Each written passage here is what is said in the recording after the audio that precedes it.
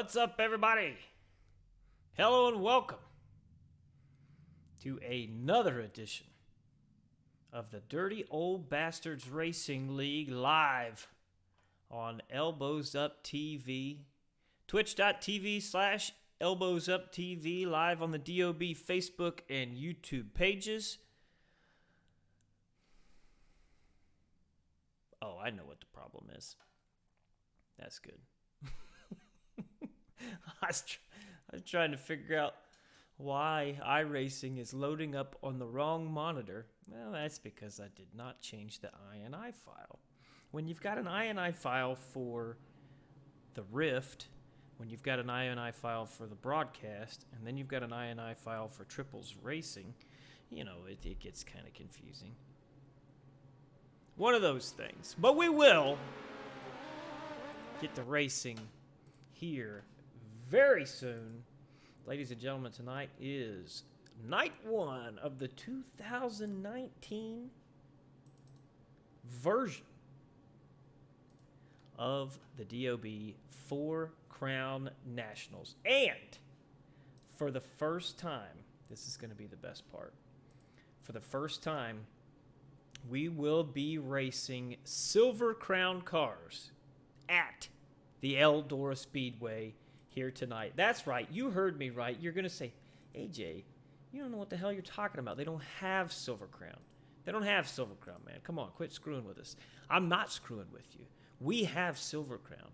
We have precision engineers who have tested this setup and have decided it is as close to the weight distribution that you get in real life Silver Crown.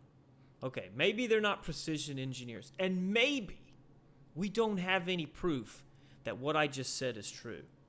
But we absolutely have worked out a process for these Silver Crown cars to feel heavy and everything else. It's actually a 360 sprint car that they have added weight to. And it is going to be a fun night indeed, that's for sure. And I'm still having this stupid issue. I don't know what the heck is going on here. Need to pull this over here, but I don't think I can. It's trying to load up on two monitors.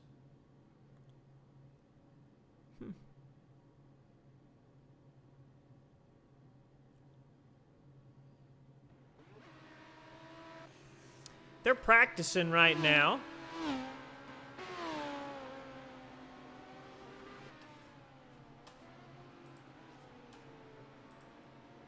Yeah, see, we're still on.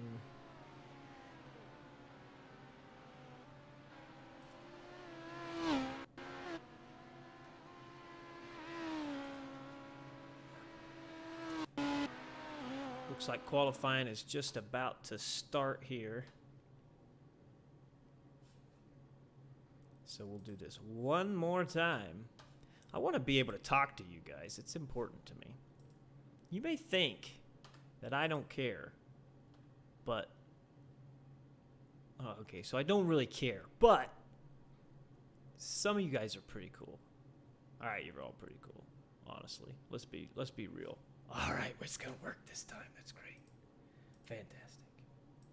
I like it when things work. Hardly ever frickin' happens. But I like it. First thing we are going to get off tonight is the midgets. We will be loading up the DOB midgets, the Wicked Energy Gum midgets, hanging out for tonight's 4 Crown Nationals. 25 laps at the virtual Eldora Speedway tonight for the midgets. We've got a whole bunch of fantastic racing drivers ready to do battle. And then, like I said, after the midgets, we will move on to our Silver Crown portion of the evening. For the first time, the Dirty Old Bastards Racing League will be running a Silver Crown event at the Eldora Speedway, and we are qualifying now. We are watching Skylar Brown, who is currently P6. James Edens has gone P1. James Tiernan, P2. Billy Rowley just got knocked out of the top 5 by Bo Brunig. Zane Scott, 8th. Here's James Edens, currently, provisionally, on pole for tonight's event. Honest to God, I can't tell you what the invert is going to look like. Normally, it is a 3-car invert, and we lock in 3 to move on to the feature. Could be different here tonight, being a special event. Looks like we've got 35 cars loaded in. 35 cars. David Heileman to P2. 11 seconds left in the qualifying session. He was very close to James Edens, who did not improve on his second lap. Heileman will not improve. Adam Elby goes P3. And James Edens earns quick time here tonight at the virtual Eldora Speedway. Ladies and gentlemen, I do know that we are having our usual stream issues loading in. That should alleviate here in a couple of heat races, but that will be a persistent thing. We are looking for new options on the broadcasting team. I will be relinquishing my spot very soon. That is of my own quest, because I want this to be showcased in its best light. And when practice and qualifying in the first 2 heat races looked like crap, like last week, we couldn't even see. It was like a flip book. That just really just kills the whole damn thing for me. So I have requested that the dirty old bastards start looking for a new broadcast team, which they vehemently told me no early on. They fought me to hell, but I finally convinced them that that was the best thing to do, and that is what we are doing right now. So if you are seeing streaming issues, believe me, we are well aware of that, and they will be fixed here in what is hopefully a week, because we're going to have a new broadcast team take over. I will be done, and yes, that is sad, and there's plenty of people who would really like to see a different option there. They offered to buy me a computer. I politely declined because I'm not even sure that's going to help things. So that is where we are at. So bear with us here until the stream stabilizes. When it gets time to see the races later in the evening, it should be fine. That's the norm. James Edens and Brad Faria, row number 1. Billy Rowley, Zane Scott, row 2. Mason Hannigan, Jeffrey Stewart, row 3. Jonathan Lowe, Kevin Click, row 4. And Brandon Igo, your field. 9 cars, ladies and gentlemen, is where we are at. We are transferring 4 to tonight's feature. 4 cars transfer on to the 25-lap A main, and we are kicking it off right here out of turn number 4. The DOB 4 Crown Nationals underway.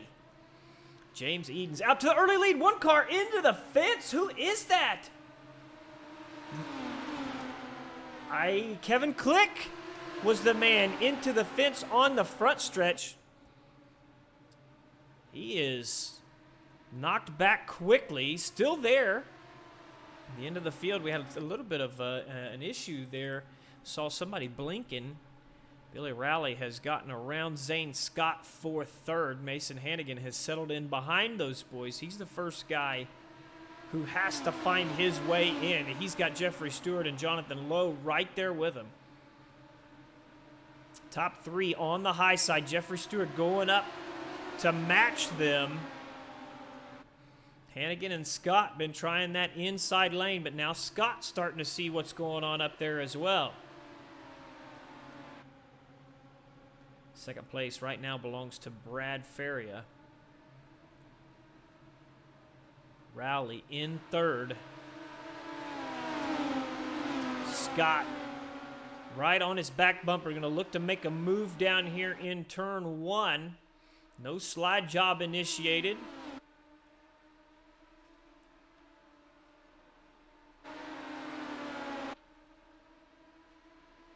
Edens out front. Faria now under fire from Billy Rowley.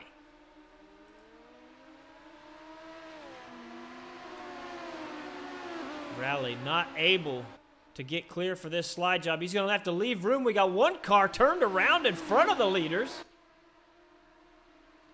He will make his way out of the way. Zane Scott, another shot at Billy Rally, but Rally seems to have that preferred line right now. There's still a lot of moisture out there. Top four have put a gap on Mason Hannigan. Scott now with the slider in. Rally's going to try the over-under. These guys have to be smart. Only a couple laps left. They're all in the race. And Mason Hannigan has a lot of ground to make up before he can put any sort of pressure on these guys. Edens, P1. Feria, P2. Zane Scott into the fence and upside down. Rally makes contact. Yellow flag comes out. We talked about it. Gotta be smart out there. I'm sure Zane did not mean to find the outside wall there in 3 and 4, but find it he did, and it's going to keep him out of a transfer spot here in heat race number 1. Running third, Zane Scott into the fence and upside down. I do believe we should have a green-white checkered finish, so we are still going. Peyton Grease saying that he's usually free if I need a broadcast partner.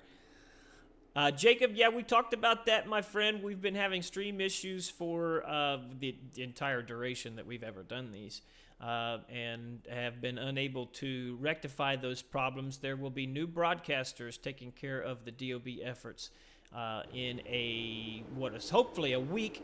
But right now we are just covering these races, so there's something out there. The stream should clear up probably the end of heat race number 2. We probably will have problems until that point, and then things should clear up.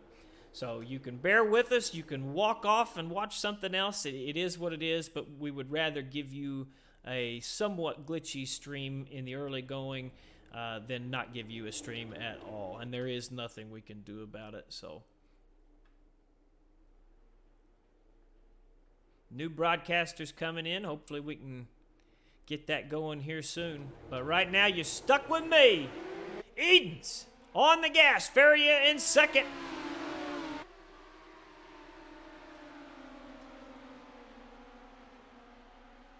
Billy Rally to the outside. He's got Jeffrey Stewart all over his tail tank. Stewart got into turn 3, backed up John Lowe there. Now Feria under, Lowe into Rally, and Kevin Click into the fence as well. No cautions so far. No, Mason Hannigan with the problem. Hannigan had it. He had the 4th and final transfer, but he gave it away. Jeffrey Stewart now controls it. Billy Rally goes to second. Brad Feria upside down, but will finish third. Stewart in 4th, and your race winner, James Edens in the Swindell Speed Lab machine, taking heat race number 1.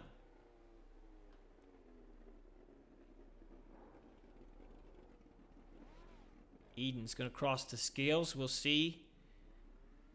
Oh my goodness, just like Scott Bloomquist, he is underweight. James Edens disqualified from the event.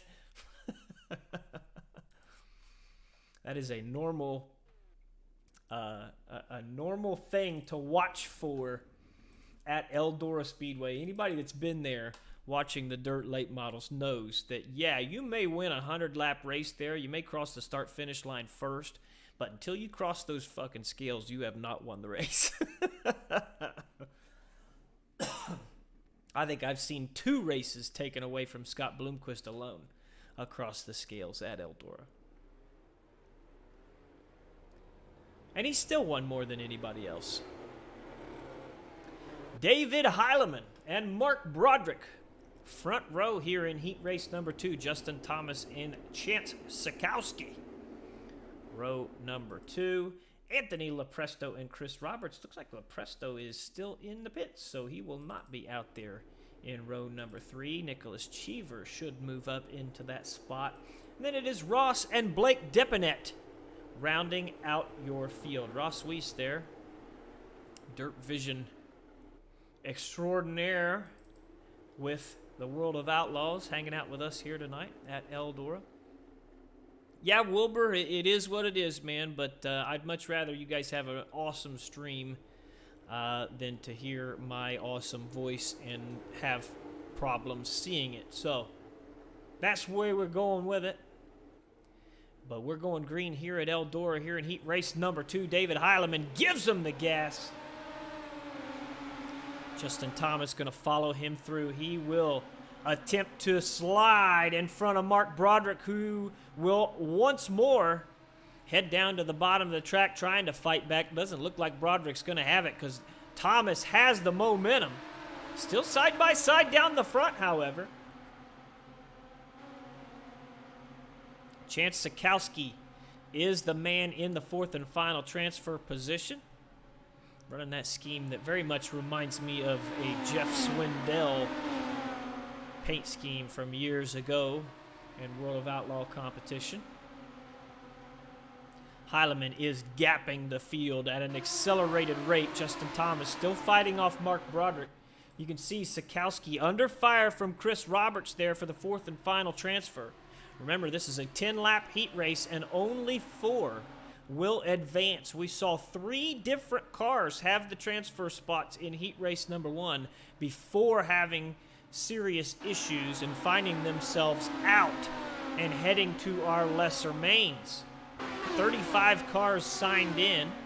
That probably will leave us with a C main. Ooh, Ross Weiss into the outside wall and upside down the backstretch. Caution flag will wave.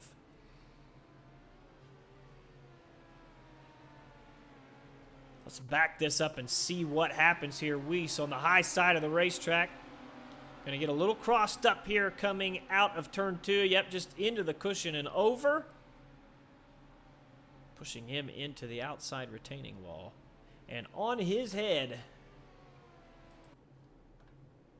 Weiss pulls into the pits. Anthony Lepresto is still there.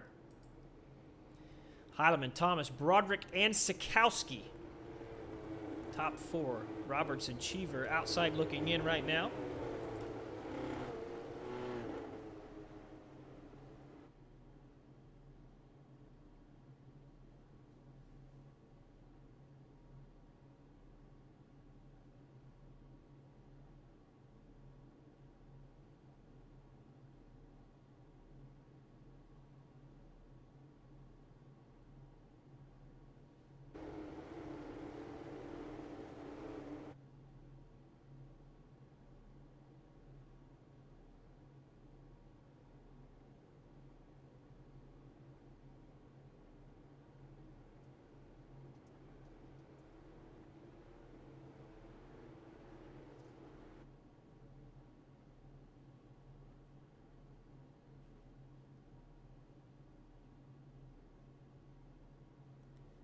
So Heilemann down the backstretch has Justin Thomas all over his rear bumper. We're going to go back to green with a couple of laps left in this heat race. Top 4 will advance. Green-white checkered naturally in heat race number 2.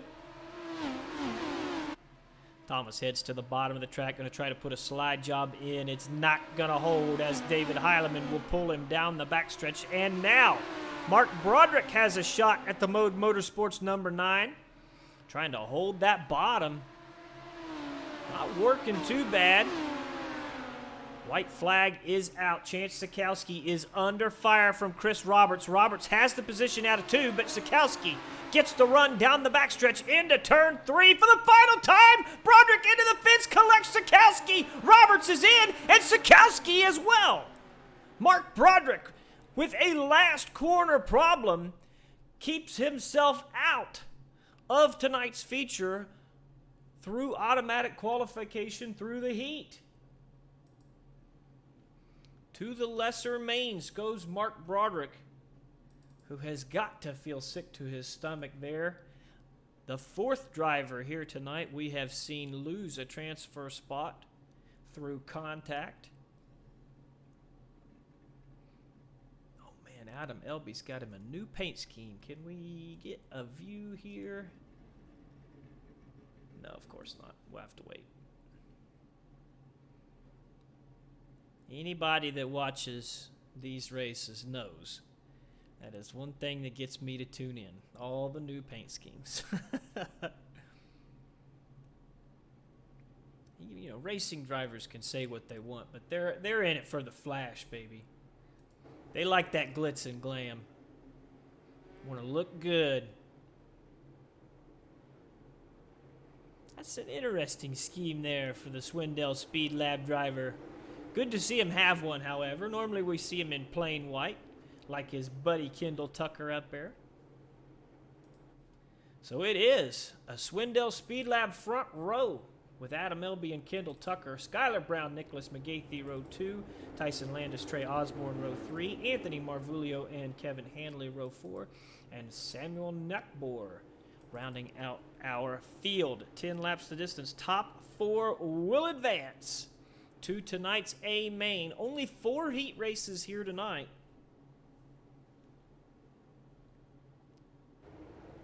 So we're taking 16, and then I'm sure we'll take 4 out of the B. I don't think we're going to start 24 here tonight. Could be wrong. We're going to find out. Adam Elby going to give him green here off of turn number 4. Kendall Tucker tries to jump him and screwed himself. Wow, McGathey's probably going to get a black flag for that as well. Not sure what Kendall Tucker was doing there, but it did not work out. Skylar Brown on the charge here. I do hope that Nicholas McGathey gets that black flag cleared. Nothing he could do about that. I guess there is something he can do. He could have parked it there in the middle of the racetrack, but then everybody runs him over, causes a big crash. I absolutely prefer the latter, or the former, sorry. Kendall Tucker trying to fight back to make up for his start mistake. Oh, McGathey. Probably not the biggest Kendall Tucker fan in the world right now is Nicholas McGathey. Was not a dirty maneuver. I want to be clear on that. Tucker comes up the racetrack with the slide job, leaves room for McGathey, but McGathey seemingly made an adjustment there. He was worried about it for a second. Let me look at this from McGathey's camera.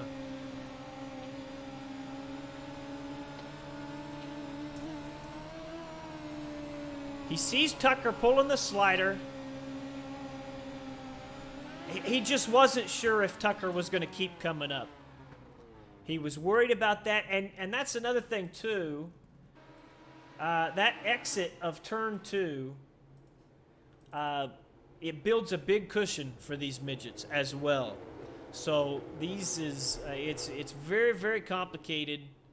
And he was trying to make the adjustments to stay out of the fence and stay off of the 46 of Kendall Tucker, and it just did not work out for Nicholas McGathey. Amber, who made it from Heat 2? That would be Heileman, Thomas, Roberts, and I'm blanking on the 4th guy. Broderick hit the fence and missed. I'm not sure who the 4th guy was.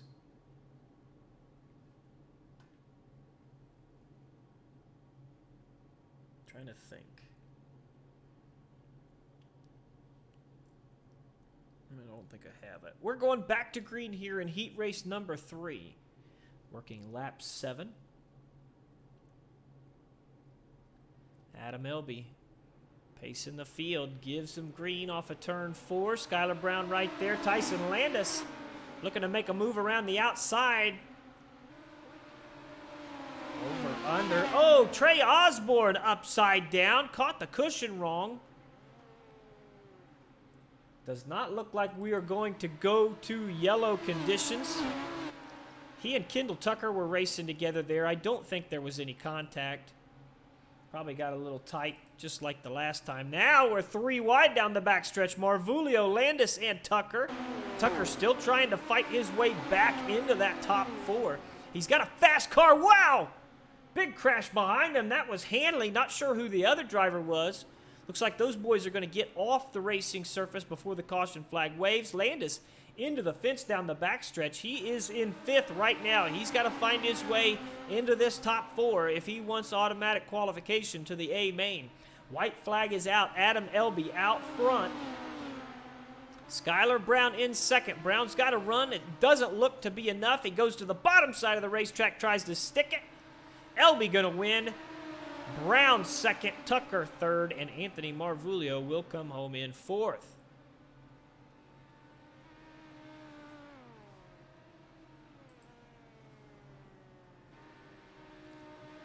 Looks like our stream has stabilized now, so that's good news.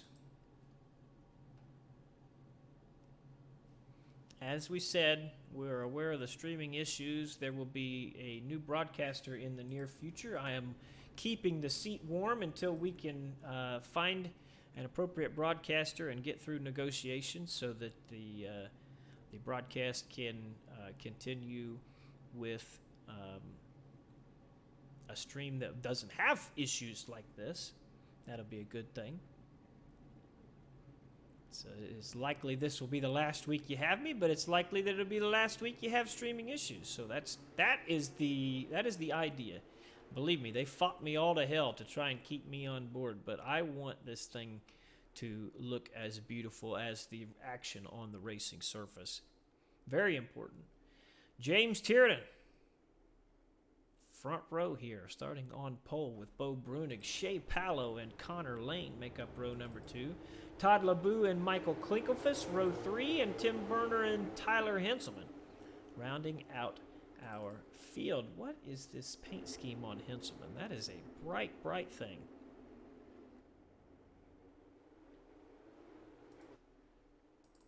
Going green for 10 laps. Top 4 will advance.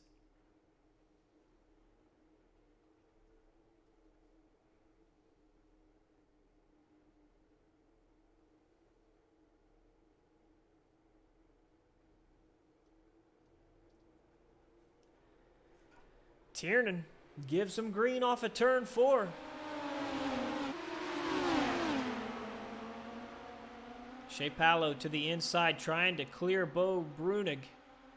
Tyler LeBeau, or Todd LeBeau, sorry, making a charge from the rear. Brunig got crossed up. Klinkelfuss puts the slider on him. Slight contact between those two cars. You can see Brunig from second to last. Rough lap number 1 for Bo Brunig. Disappointing after his really good qualifying effort there. Shea Pallow working the outside of the racetrack, trying to do something with James Tiernan, who is directly in front of him. Those are elbows up Sim Sport teammates doing battle here in heat race number 4. Looks like the top side is the preferred line right now, but everybody is following Tiernan, who is running that mid to low line. Pallow going to take a look up the inside of Tiernan. Let's see if he can put the slider in.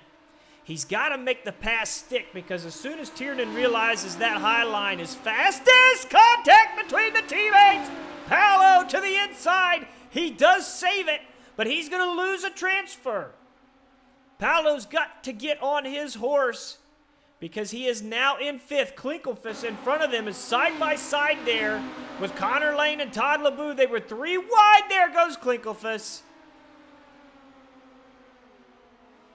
Unlike Pallow, Klinkelfuss unable to keep that thing going, and he will lose that transfer spot as well. Let's back this up and get an idea of what we are dealing with here. 3 wide. Connor Lane ducked down in behind Todd LeBeau there, and that caught Klinkelfuss in the left front. Klinkelfuss, who has one of my favorite midget paint schemes of all. Going to have to join the rear of the field here. Tiernan, LeBeau, Pallow, and Henselman, your top 4.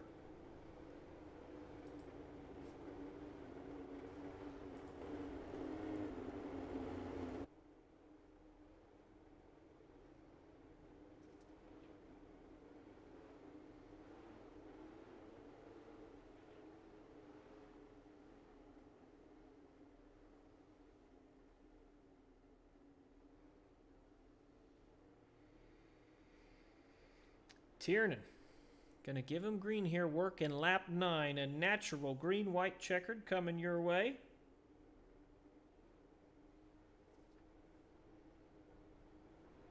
Actually, we got one more caution flag lap to run here, so it will not be a natural green-white checkered.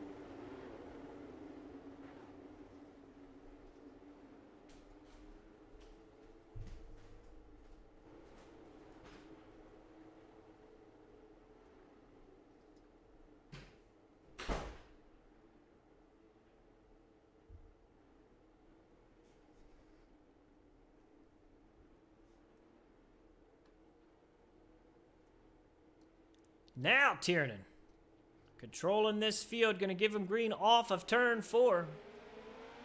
LeBeau in second, Palo in third. We saw Palo was fast enough to get up there and challenge Tiernan, but had that issue as he made contact with his teammate. Would have liked to have been a fly on the wall in the Discord as Tim Berner makes contact with the man running fourth. Tyler Henselman doesn't hurt Henselman. But now Michael Klinkelfuss has a shot up the inside. Klinkelfuss puts the slider on. Henselman takes away the fourth and final transfer. Here comes Connor Lane up the inside. Can he do anything with him? No, he cannot. Tiernan, LeBeau, Palo, and Klinkelfuss, your top 4, advancing to tonight's A main.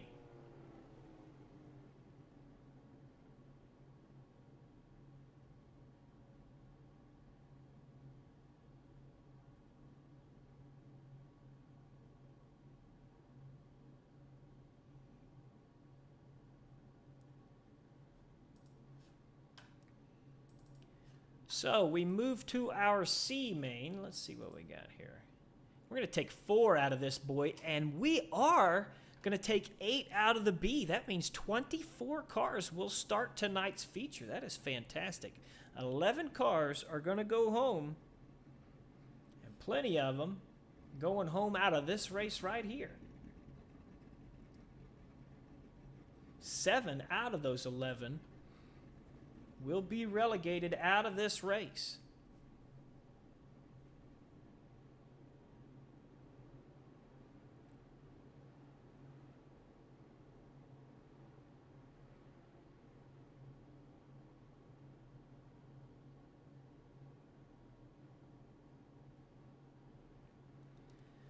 Kevin Click starting this race on pole, with Blake Dippenet to his outside. Kevin Hanley and Tim Berner make up row number 2. Zane Scott, Ross Weiss, row 3. Trey Osborne, Bo Brunig, row 4. Brandon Igo, Anthony LaPresto, row 5. And Nicholas McGathy will round out your field. McGathy was a quick car in his heat race. Found a couple of issues there that kept him out of contention. I do believe this is a 10-lap race, by the way. I know it says 12, but it is a 10-lap race.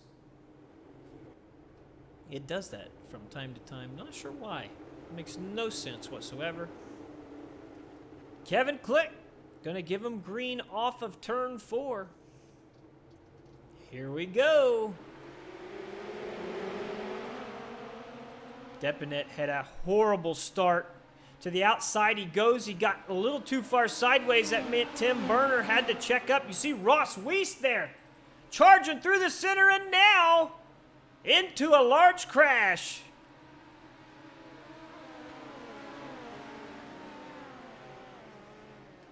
Let's back this up. Even I didn't get a good look at it because I was checking the running order. Weiss makes contact with the 081 of Trey Osborne. That collects Deppinet and a couple other cars who, there you see Bo Brunig still flipping there. Is that Igo that gets a piece of that as well? I do believe. Hell, Igo hit the inside wall there in turn 2.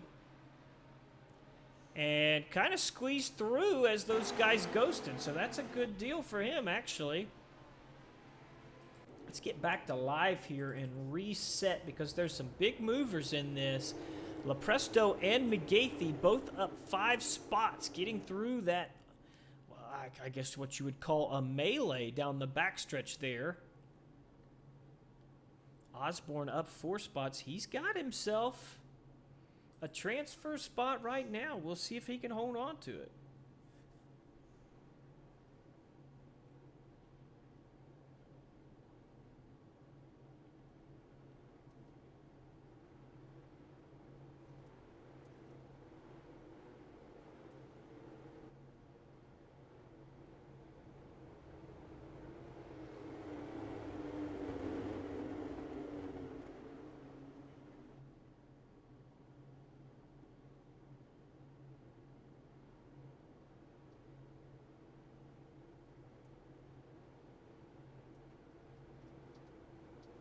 Pace truck is off.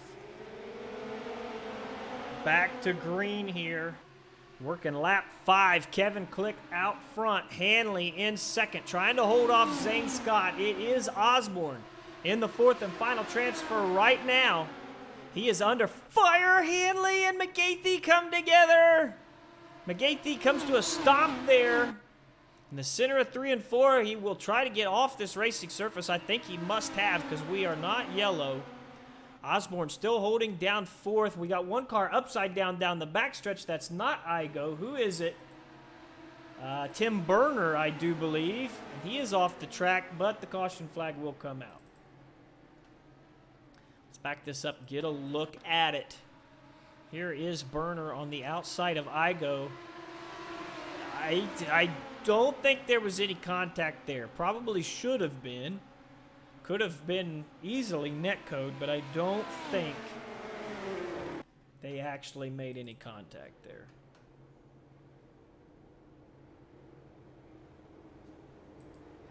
So once more, we take a look at our top 10.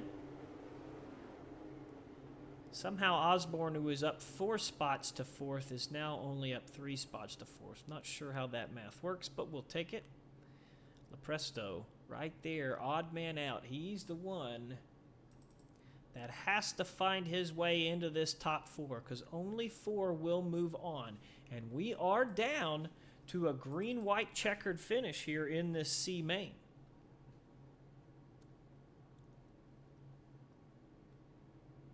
Blake, I'd have to look back, man. I'm not sure.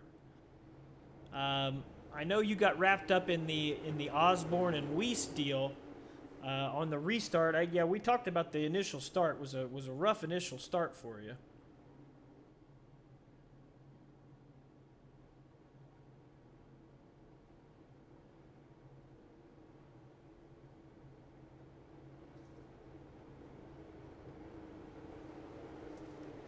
Kevin Click going to give him green once more. He's only got to hold him off for a green-white checkered finish here in the C main.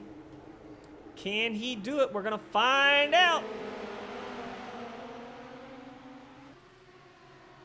Hanley up the inside.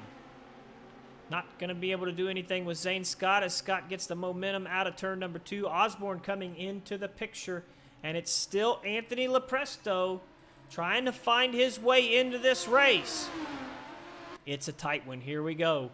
See Hanley on the bottom. Lepresto's got to run. He's going to try to squeeze in the middle of Osborne and Hanley. What's going to happen out of turn 4? Lepresto too far sideways in contact. Here comes Kevin Click, who will win. Zane Scott second, Trey Osborne third. And 4th place will go to the 110 of Kevin Hanley.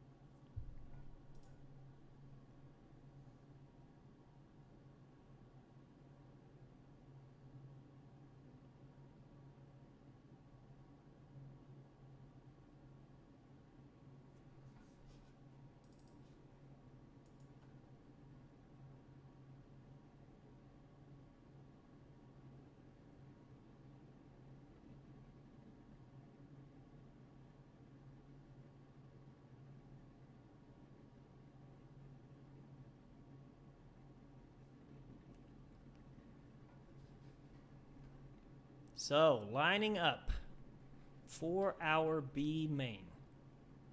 We are taking 8 out of the B, which means 4 will have to go home. Those 4 right now are made up of our C main drivers. So our C main guy is going to have to knock some of these boys off of their perch to find their way into the A main. Now remember, we talk about this every single time. Every time. 3/4 of this field are going to make the feature. 3/4. That's 75%. These drivers have a 75% chance to make this feature, which means you gotta be smart. How many cars have we seen drop out of these races? A lot. Don't be the first 4 guys to crash, and you will make this feature. I'm preaching it. They never hear it. They never hear it. Lowen, Broderick, Landis, and Lane, Hannigan, and Cheever, Knockbor, and Henselman, Click, and Scott, Osborne, and Hanley. Going to go green here for 12 laps. I know it says 14. We're going green for 12. Top 8 move on to our 25-lap feature. Here we go. Jonathan Lowe gives him green. Mark Broderick able to hold off third place. Tyson Landis, no, here we go. It only took 1 corner, and we've got 4 crossed up in turn number 1. And the only one still on track is the man who led him to the green, and now he's gone. Let's back it up. This is absolutely not Jonathan Lowe's problem here. I take it back. Jonathan Lowe got into turn number 1. Not his fault. He didn't mean to do it, but watch. He's going to get in the slick, and floop, that car is going to turn farther sideways than what Mark Broderick thought it would. Broderick expected him to be driving forward on the track, and Lowe was going sideways. He made contact, which sent them around in front of 3 other cars. And ladies and gentlemen, I was on my soapbox saying, don't be one of the first 4 cars out of this race. We now have 4 cars out of this race in turn 1. So, Jonathan Lowe and Mark Broderick are front row out. Nicholas Cheever and Zane Scott also out as they were collected into that crash. That means the 8 that you see right there, ending with Kevin Hanley, will all transfer to tonight's A main event. Everybody is in. What we are racing for now is starting position. Where are they going to start? How many cars are they going to have to pass to make their way to the front here tonight? We're going to go back green, working lap 5 with Tyson Landis out front, Mason Hannigan in second, Connor Lane in third. Here we go.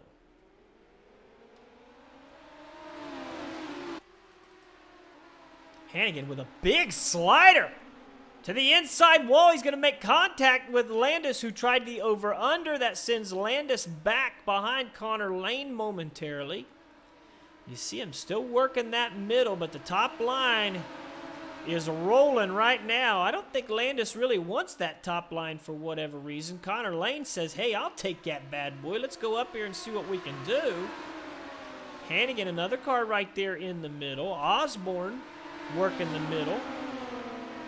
All of these guys know they're in the race. They might as well be aggressive and try to get some positions.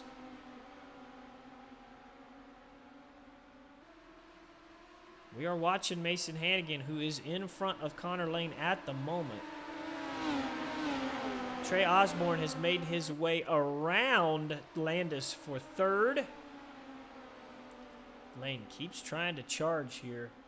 4th place has come to Samuel Knockbor, who has worked his way up from the rear of this field. Kevin Click coming as well. That's your C main winner right there. Ooh, problems for Knockbor, who got all crossed up. He was able to save it, not before a really, really close call there with Tyson Landis. Connor Lane has lost touch with Mason Hannigan out front.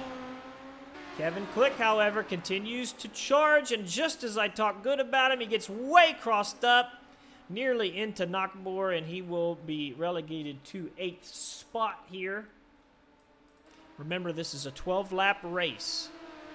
So we've got 2 laps left here as these guys cross the line. I don't know if you guys noticed, but after the C main, it looks like this track was reset. So we have a green racetrack out there, or relatively green for DOB competition. We're used to it to being really, really slick. White flag is out here. Mason Hannigan bringing him around, looking at victory in a 17th place starting spot in tonight's A main feature. Checkered flag in the air. Mason Hannigan will win. Connor Lane second and Trey Osborne in third.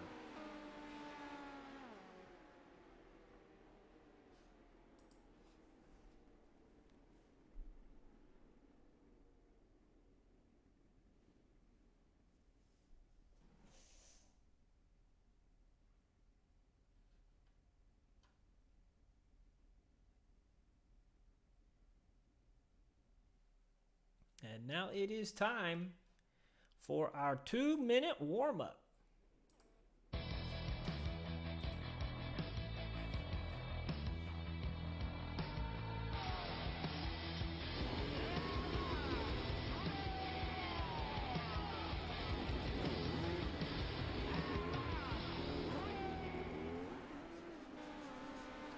Ladies and gentlemen, Wicked Energy Gum is a boost of energy, alertness, and focus in a chew. It only takes about 5 to 10 minutes to take effect and is a cheaper and healthier alternative to energy drinks and shots that fill you with calories and sugar. Wicked Energy Gum is made in the USA, and the best part of it all is that for every pack you buy, they make a donation to the Cognitive Warriors Foundation, who focuses on improving access to quality health care for active and former U.S. military men and women who suffer from depression and PTSD. Just go to wickedenergygum.com and use code DOBRL for 10% off your order and free shipping on race days. The DOBRL code also works on wickedreliefcbd.com for your daily dose of CBD as well. My personal favorite is the Wicked Relief Gum with CBD. Good for soreness. My neck gets sore as I'm an old man now. Takes that soreness away from me. Doctors recommend it as a treatment for anxiety. Hemp-derived CBD, you cannot test positive for marijuana using a CBD product. James Tiernan, P1 right now in the warm-up session. Kendall Tucker is P2. Also, if you drink energy shots, take a look at that Wicked Energy Gum. 100 milligrams of caffeine straight to your system as a chew. Works out great. And here we go. Time for our 25-lap midget feature in the DOB 4 Crown Nationals.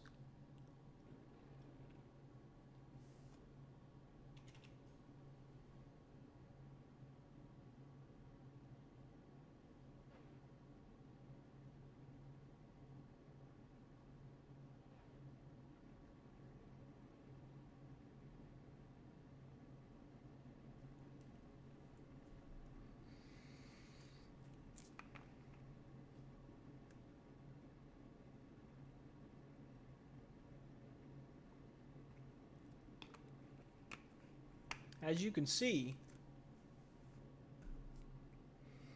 the guy that was fastest in warm-up will start 4th in tonight's feature.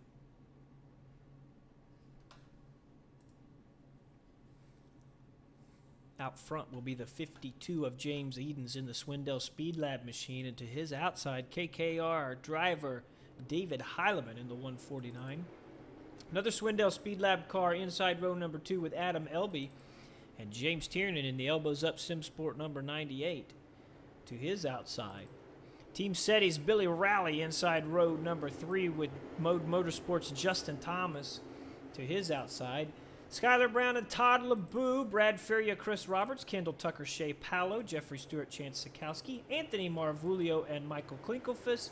Mason Hannigan, Connor Lane, Trey Osborne, Samuel Nakbor, Tyson Landis, Kevin Hanley, Kevin Click, and Tyler Hinselman rounding out your field. I cannot believe that we continue to have this goofy thing not recognize that I want it to show 25 cars on the track. Fixed it! You damn thing. We're going green this time with the 2019 DOB 4 Crown Nationals. It's the Wicked Energy Gum Midgets coming at you for 25 laps at the virtual Eldora Speedway. Here we go. James Edens has them. Who's going to take victory? He got a great jump over Heilemann and Elby. James Edens out front. Billy Rowley trying to fight to the inside of James Tiernan. You can see Skylar Brown has charged around Justin Thomas, but Justin charging back on the outside. Kendall Tucker trying to come forward as well. Oh, Rowley and Thomas make contact, and Justin Thomas is upside down.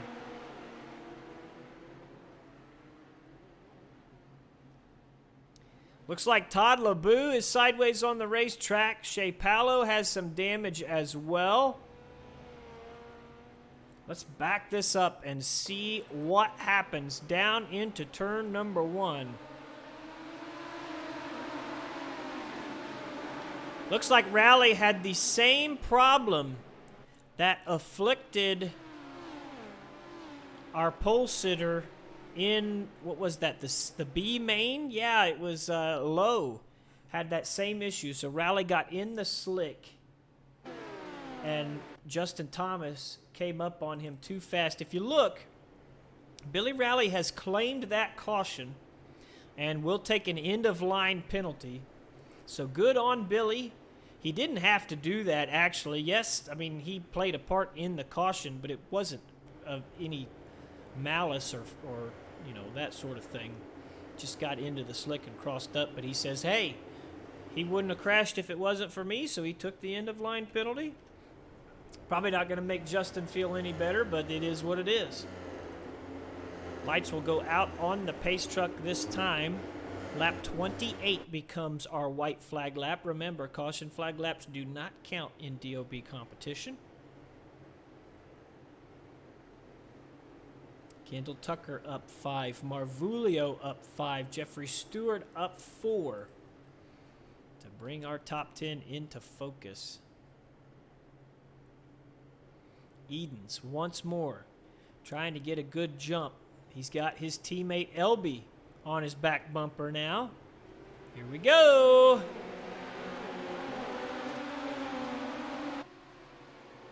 Watching Elby and Heilemann battle it out for second right now. Edens did get that good jump that he wanted. Went to the middle through 1 and 2.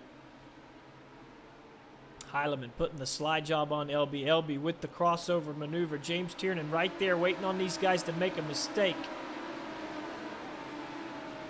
That attack helped Heilemann there. He's got a good run down the backstretch, and he will actually clear the 74 of Elby.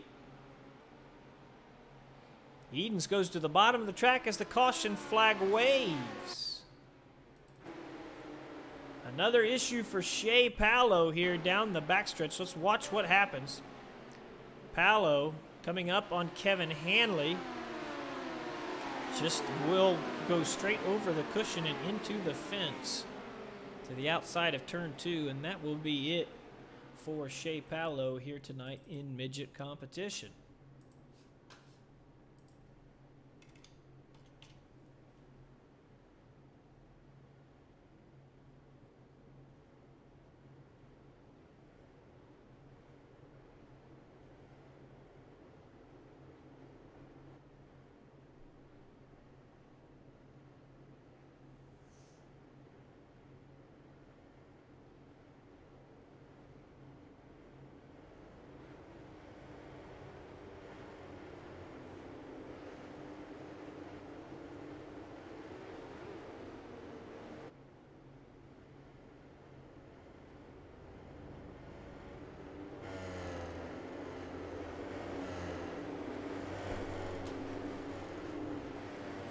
Lights out on the pace truck. We're going to go green this next time by.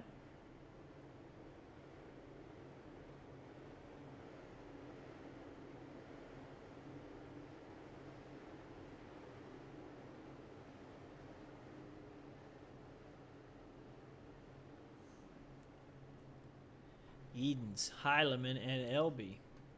See if Elby can make a charge on Heilemann like he did on the last restart. Tiernan and Tucker right there as well. Tucker coming forward. Tiernan goes to the inside. Tight radius there on the bottom. Stayed close with those guys. Seemed to work okay. See Edens and Heilemann on the high side. Trying to get all that momentum. Heilemann changes it up. Look at him down on the bottom.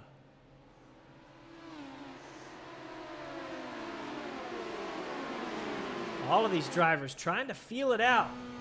Get an idea of what's quick right now. Ooh, Heilemann backing it in up there. Might have been worried there for just a moment.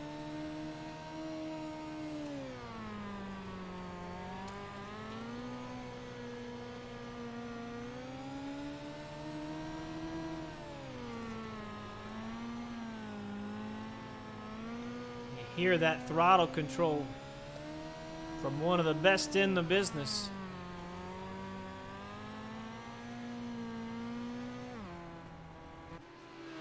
Caution flag will wave here.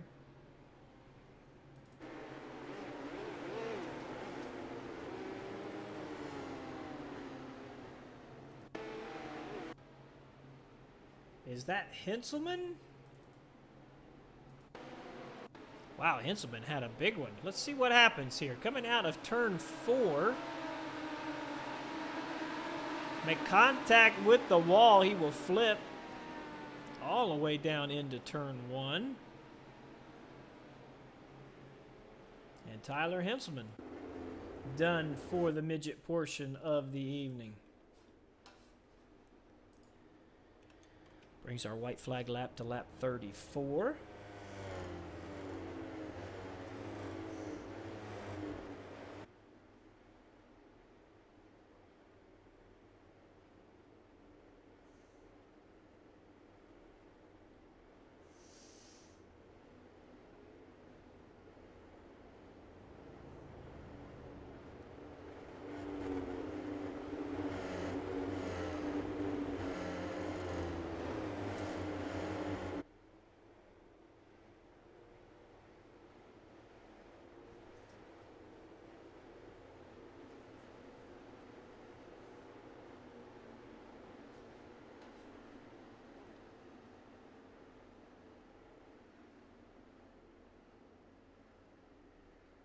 Edens at the top of the track, going to give us green, working lap 18. Real close to halfway here.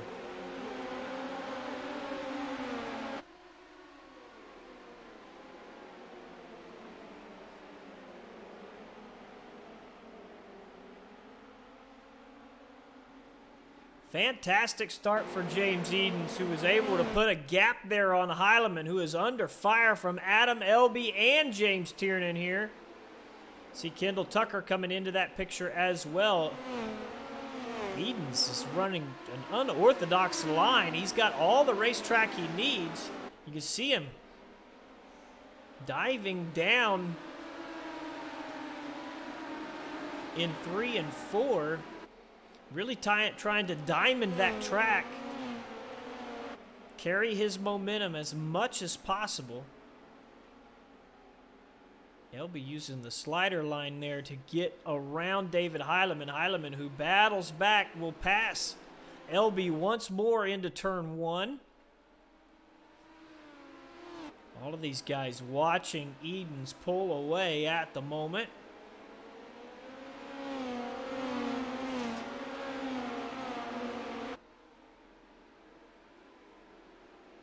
See Elby as Heilemann got crossed up. He tried to go to the bottom, but lost some momentum. He will get around Heilemann here. We'll see if he can hold it. Got a lot of space there. Trying to reclaim that Swindell speed line. 1-2, and Heilemann with the slide job takes Elby out. Caution flag will wave.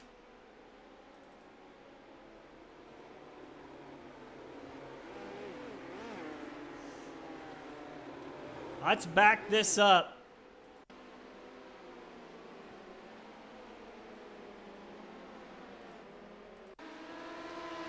You guys be the judge. Heilemann comes in. We knew he had a lot of ground to cover. Not a lot of ground there. Skylar Brown got a little bit of that as well. And there he is, Adam Elby, who was running second. That big slider from David Heilemann, taking him out. I do believe Mr. Heilemann will be claiming that caution either willingly or as a penalty. We'll see what happens here. There's your current top 10, Mason Hannigan, up to 8th. Really your hard charger right now. Kendall Tucker up 7 spots to 4th.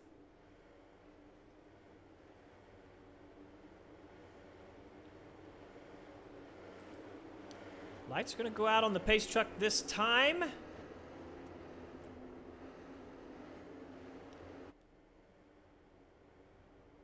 Heilemann's going to keep his spot. I'm kind of surprised. The DOB admin saying that was fair game. So here we go. Back to green. White flag lap 37. So we're getting to the nitty-gritty here.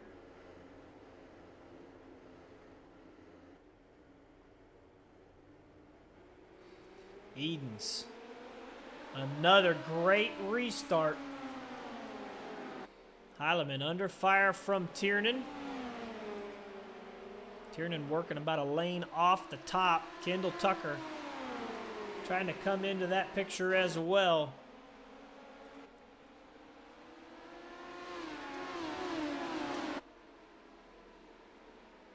See Skylar Brown right there. Ooh, a little bit of contact there between Tiernan and Heilemann. You saw Heilemann maybe came off the top. Not sure if he got crossed up or he's just using one of those unorthodox lines there, but it caught Tiernan, who now has Kendall Tucker powering around him.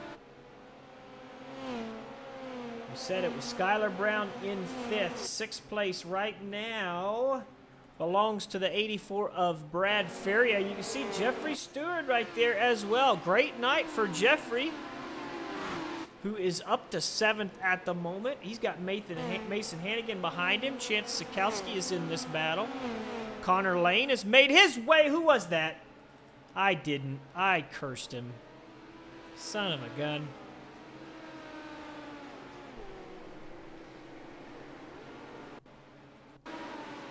The announcer's cursed, ladies and gentlemen. I gave him a shout out in the next corner. He went in there and stuffed it.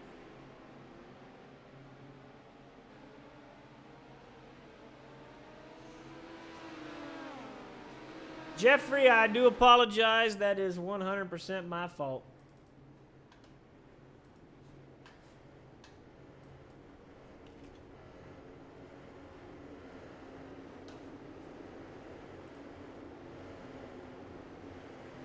Lap 40 now. Becomes our white flag.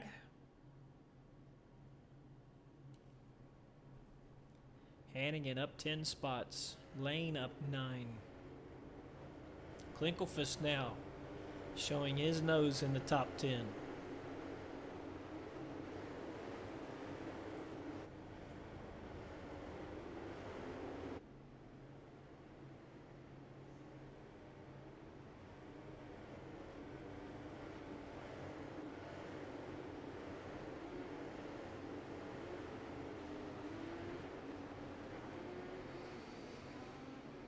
Edens out front, Heilemann and Tucker, your top 3.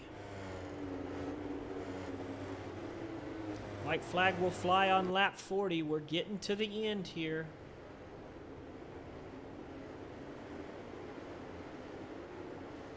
Edens has had great restarts all night long. We'll see if he can continue them here.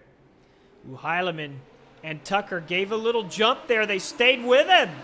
Heilemann knows this is maybe his only chance. He's throwing it in there, trying to see if he can make a run on Edens. Edens able to put a couple car links on him. Heilemann was right there And Edens is just very, very impressive, and the caution flag will wave again.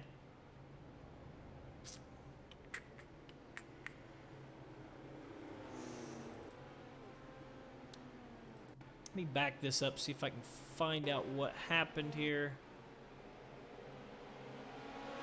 There's Tyson Landis and Kevin Click getting together.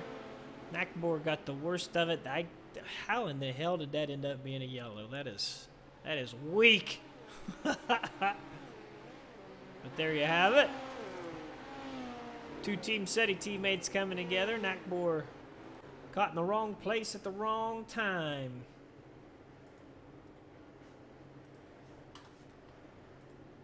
Now to lap 43 goes our white flag lap.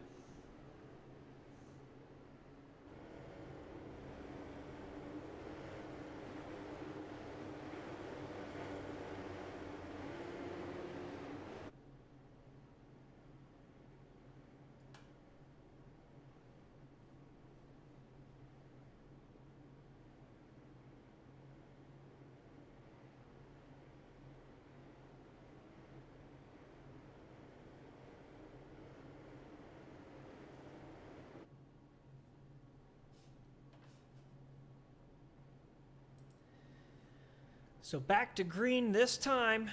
James Edens hoping to find a little better restart than he got last time.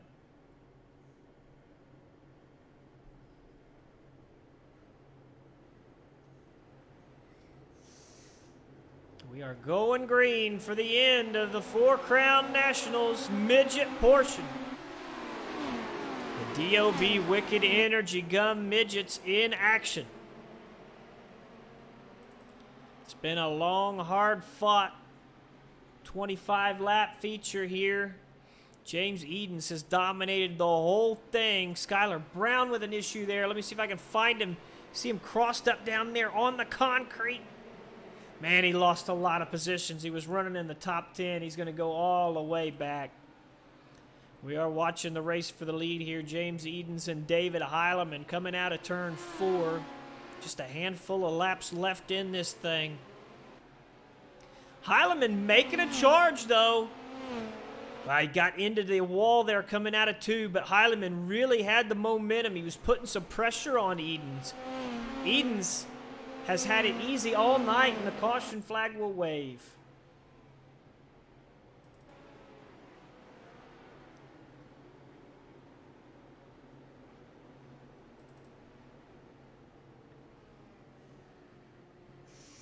See here, is that Tim Burner?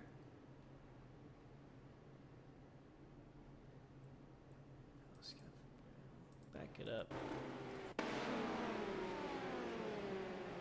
So it looks like Kevin Click was involved in the caution here. You see Marvulio come off the fence and collect Click.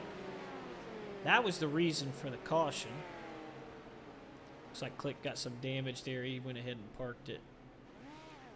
You can see that thing pretty well jacked up.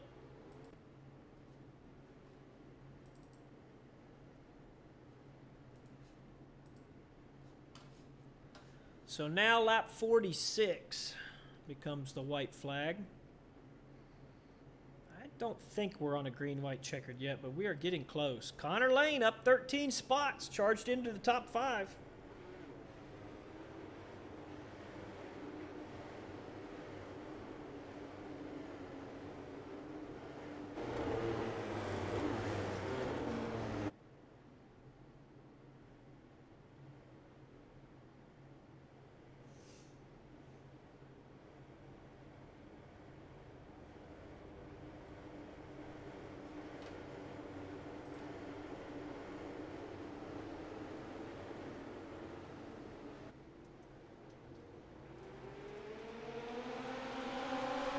Green flag is out, lurking lap 44. James Edens, your race leader. David Heileman was able to make a charge. Kendall Tucker was into the fence there. Out of the top 5 goes Kendall Tucker. Michael Klinkelfus got wrapped up in that as well, but we have to go back to the front of the field because our race leader is being charged on by David Heileman in turn 1. Heileman KKR driver trying to take the lead away from the Swindell Speed Lab number 52, which has led this entire race. Caution flag will wave as they were about to take the white.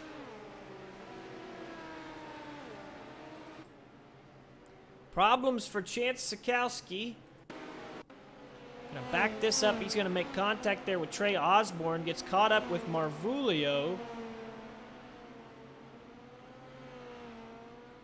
Unable to get that thing straightened out.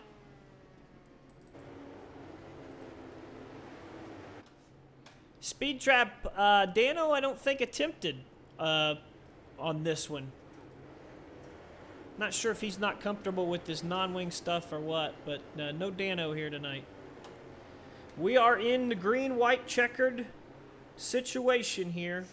This race will end momentarily. It has been a demolition derby so far. This 25 laps has gone nearly double.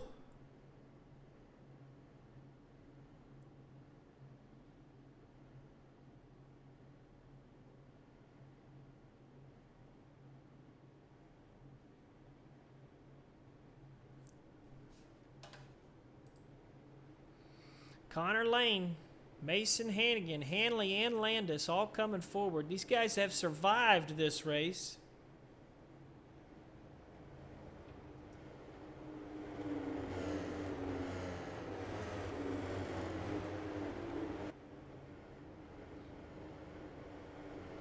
So here we go, green-white checkered finish at the virtual Eldora Speedway in the DOB Wicked Energy Gum Midgets portion of the Four Crown Nationals. Wow, Eden's got a great start. Couldn't really hope for anything better there off at turn 4. We'll see if he can hold it. Heilemann to the high side. He caught the cushion right. Charging down the backstretch goes David Heilemann. Eden's protecting the bottom. Caution waves before the white flew. Caution waves. Man, those guys have got to be just absolutely frustrated right now.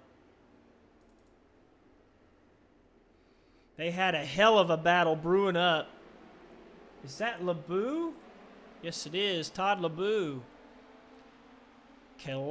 Connecting with Tyson Landis there down the backstretch. He got crossed up into turn 3. That's the reason for the caution, and we will have another green-white checkered finish. I was hoping that thing was going to finish because that was heating up right there. But we're going to have to get this thing going once more.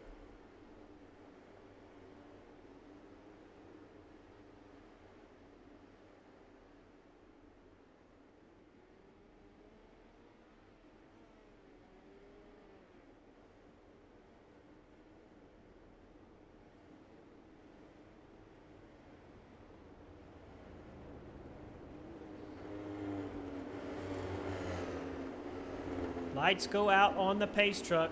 Another green-white checkered finish coming your way.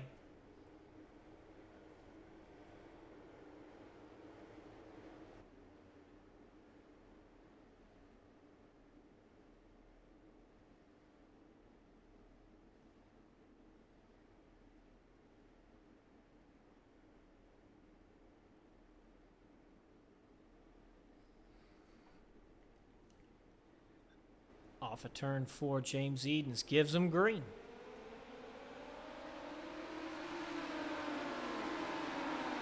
Wow, Heilemann with the charge, and he got him.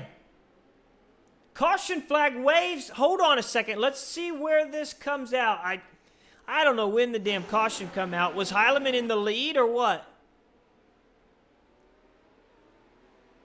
I think he was.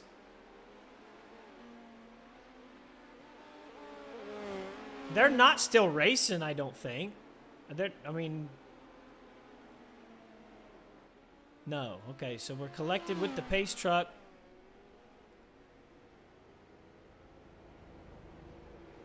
Okay, let's back this up. I'm not even going to look at the damn caution. We've had so many cautions, I literally don't care. Let's watch the race for the lead here. So Edens slides into turn 1, which gives Heilemann a look. Heilemann comes across the nose of Edens as the caution flag waved. There's the caution anyway. Who is that? Feria? Feria's running 5th at this point. He makes contact with Kendall Tucker. Tucker goes upside down and Feria around. Wow, Tucker had a wild ride. Good thing this is a video game. Holy shit. All right. Buckle up, ladies and gentlemen. We've got another green-white checkered finish here, but this time David Heilemann is leading a race that he's not led a single lap of up to this point.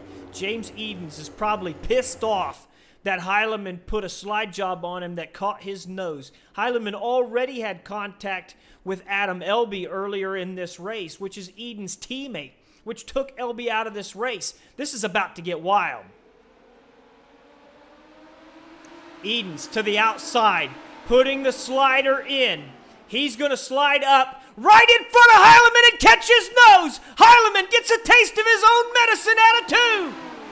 Edens back to the race lead. Tiernan to the bottom, trying to find his way into this battle. White flag flies. We will finish right now, whether the yellow comes out or not. Connor Lane with the slide job on the 52 of Edens, who fights back to the inside. Here comes Lane protecting the bottom. Edens off of turn 4, looking at the checkered flag. James Edens will win. Connor Lane in second, and third to David Heilemann.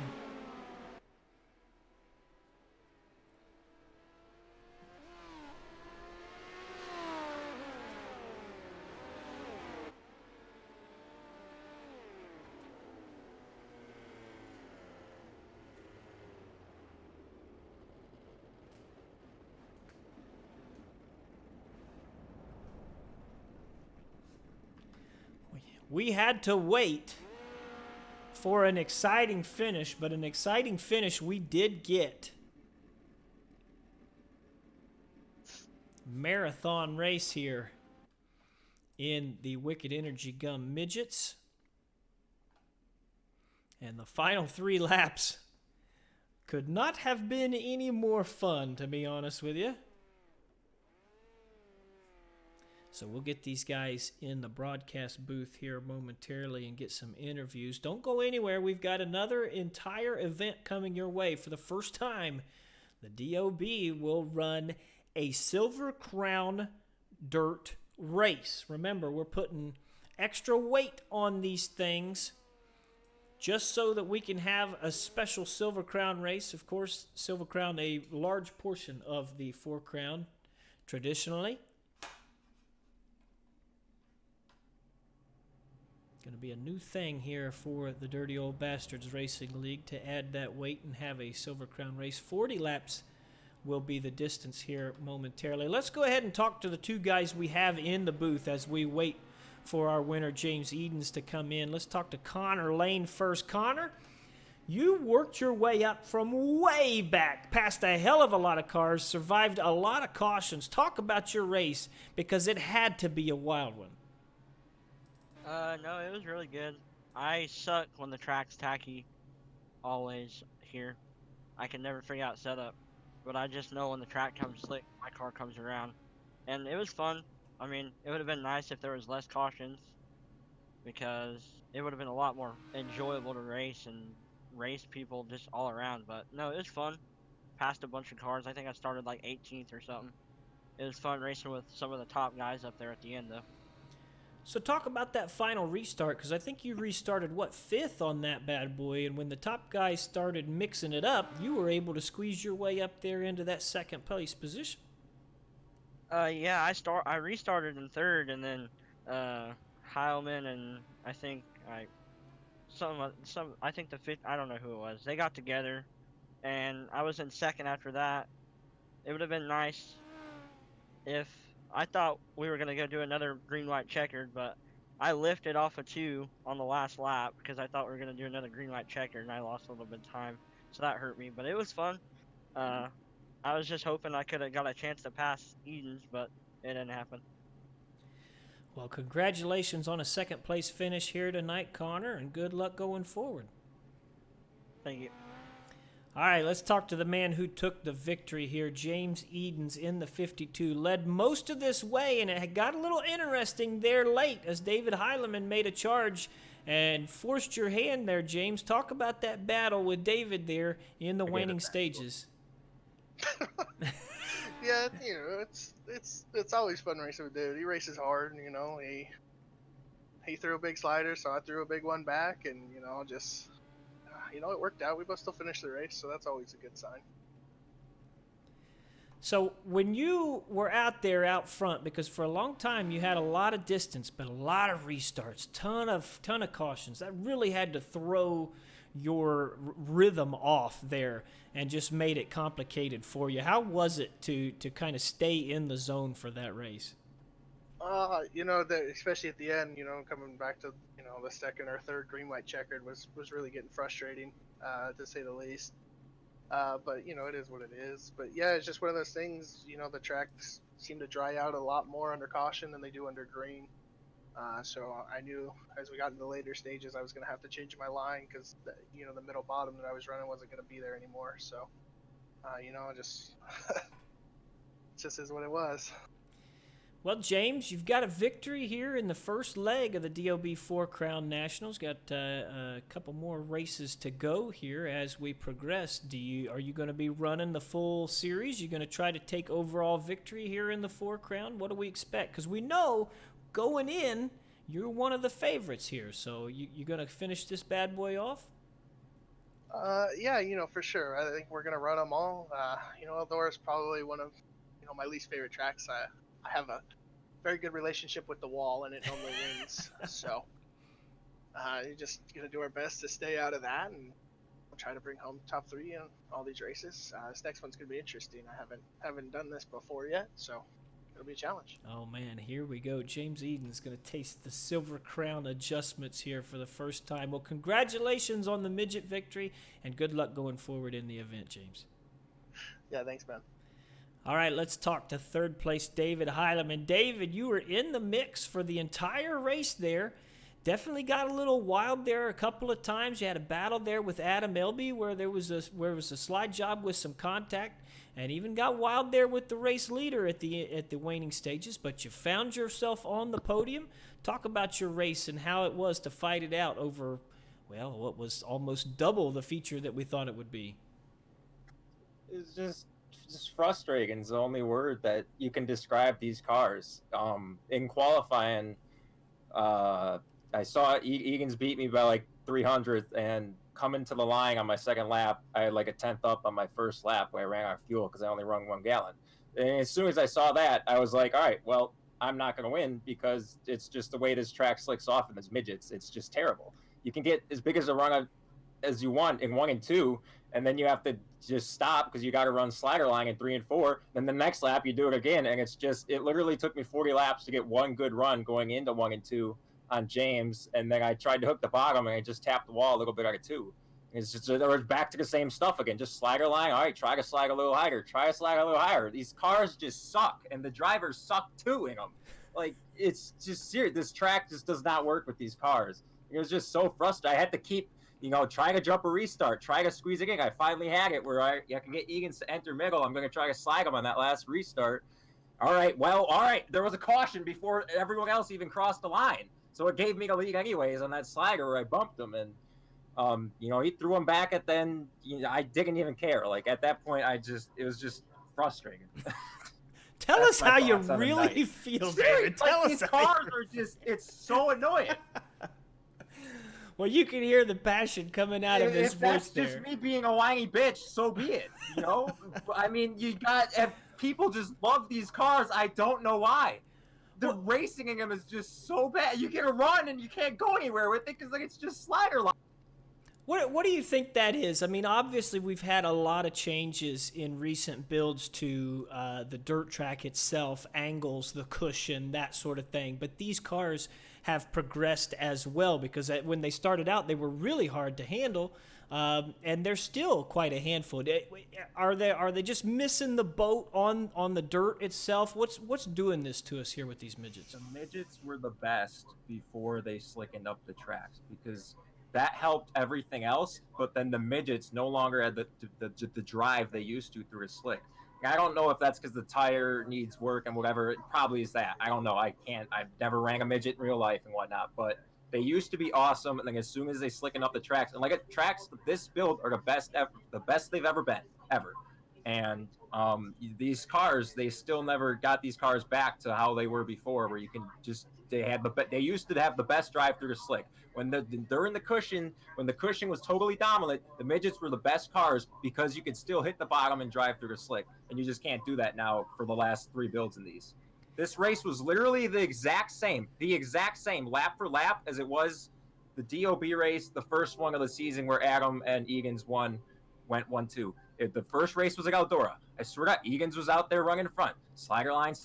Me and Adam were battling for second. Same exact way. And I knew that was going to happen from the start of the race. You know, if I was in front of Adam, he was going to think he was faster and force it on me. We should have just got in line. If we were smart drivers, we should have just got in line.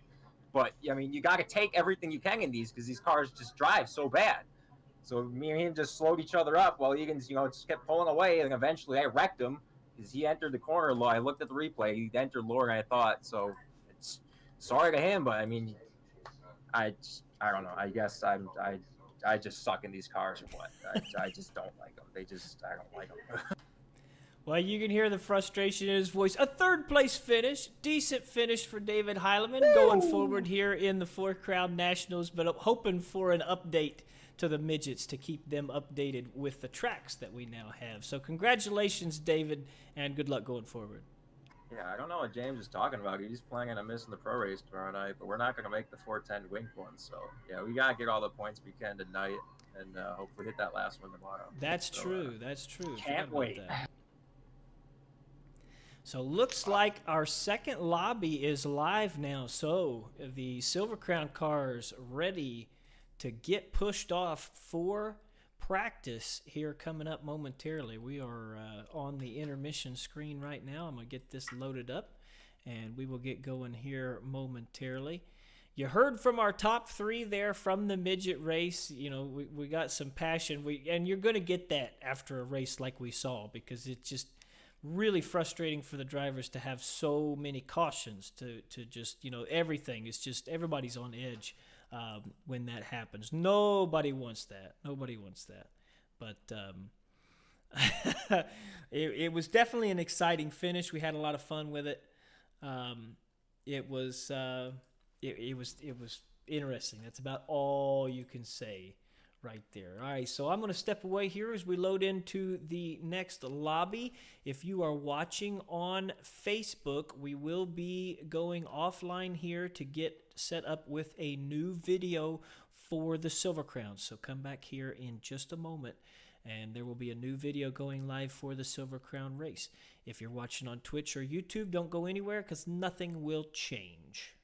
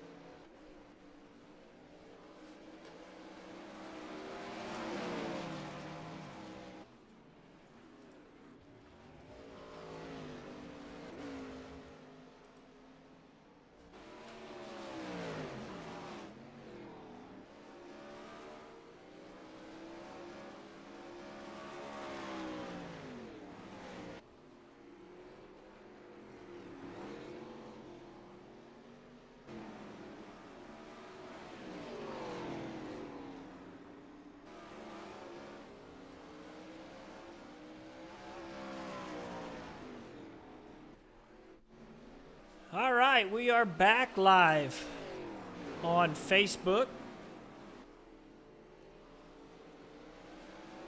Getting ready for the Silver Crown portion of the Dirty Old Bastards 4 Crown Nationals. Live on twitch.tv/elbowsuptv. Also live on the DOB YouTube and Facebook pages. Appreciate everybody hanging out with us here tonight.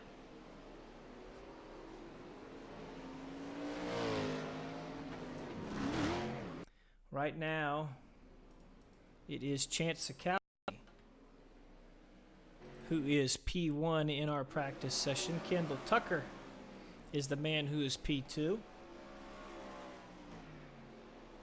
Jeffrey currently shown in third. Fourth place, James Tiernan. Fifth place, Kevin Click. We heard David Heileman mention it. He's never done this before. This is a modification that is made to a wingless 360 setup. They add weight on various portions of this machine, which makes it feel like a Silver Crown car should feel. And we've got plenty of friends who run Silver Crown cars who have come up with this formula themselves. I know Ronnie Woodeman is one of them who does this quite frequently. And this is going to be a new thing for these guys. Obviously, this is a wingless 360 car, but it's got weight added to make it feel like a Silver Crown. It's going to drive completely different. And many of these guys out here doing battle in the 2019 DOB 4 Crown Nationals have never raced this type of online machine before. So it's going to be really interesting, and we've got a 40-lap feature coming your way later on this night. Now, the question is, I'm not real sure how the format will go. Normal Silver Crown format is qualifying and then a B main and an A main. I don't think we can do that here tonight. I think there's going to be a heat race. So we'll see how it goes. But we will be on track momentarily here for what should be qualifications, unless we're going for a random pill draw into tonight's heat races.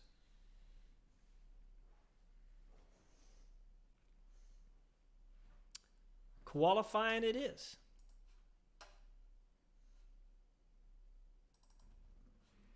Let's ride along with James Tiernan, who has extensive laps with the Silver Crown modification here. He's not showing it off the bat. Go. So we'll hop over here to Billy Rowley, who looks to have also slammed the turn 3 wall. These guys are going to get restarted. How about Ross Weiss? Let's ride along with Ross Weiss, who's sporting the Indiana Underground colors.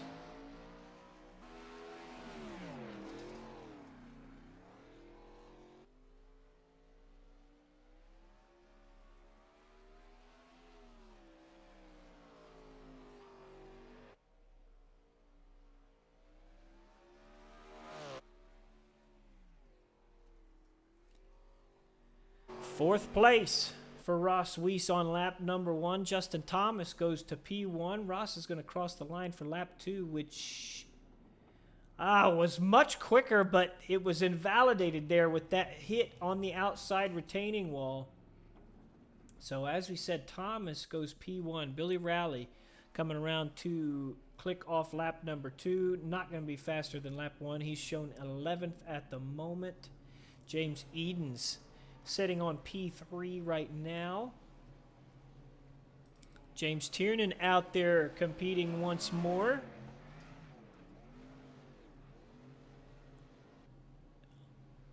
Not sure. I think lap 1 was invalidated, so Tiernan going to try to get something in here. Only 10 seconds left in the session. He's got to get across the line. We'll see what he's got. He's going to spin. You see how complicated this is for these drivers. Tiernan not even going to get a lap. So P1 actually going to go to Adam Elby with a lap of 16.341 was quick time. And we will go straight into heat race number 1, which is the first of 4 heat races here tonight. And we will be transferring 4 to the feature.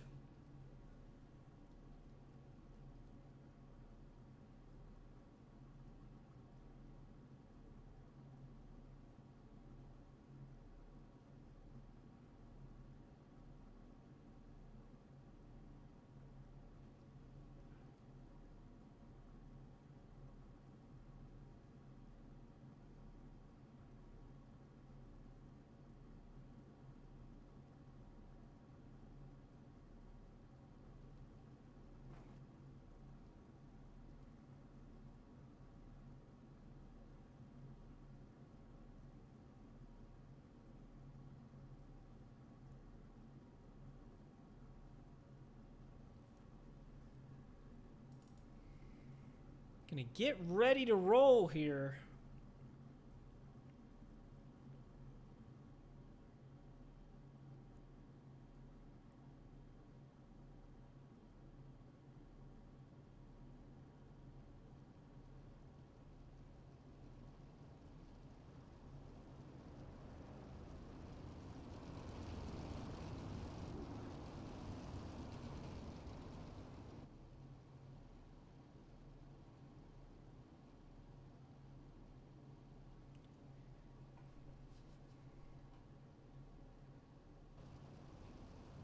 On the pole for heat race number 1 in the Swindell Speed Lab machine, it is Adam Elby, and he has Chance Sikowski to his outside. Kevin Hanley inside row number 2 with Team SETI's Billy Rowley to his outside. Todd LeBeau and Bo Brunig row number 3, and Nicholas Cheever and John Lowe will round out our field.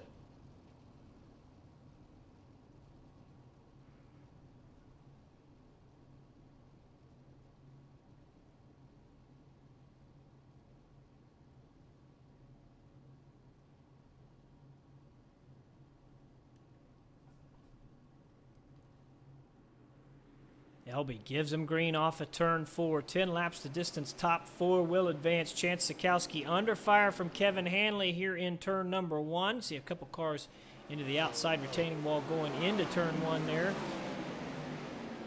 These drivers continuing to try and adjust to these Silver Crown machines. Billy Rowley there in 4th. Is the man that provided the formula setting this event up. I know I've done some Silver Crown races with him. Although normally we do them on a very, very slick track. That's the normal deal for the Silver Crown. It also makes things work better. You see Rowley into the outside wall, upside down. He's going to try to get off the racing surface here, but the caution flag will wave. No need to replay that one. Saw what happened. As I was speaking, that's what I was trying to say. When you add the weight to these sprint cars to make them feel like a Silver Crown car, it makes it really complicated when you're on a wet track. So normally we start the thing already pretty slick, and then it starts to feel more like an awesome race car.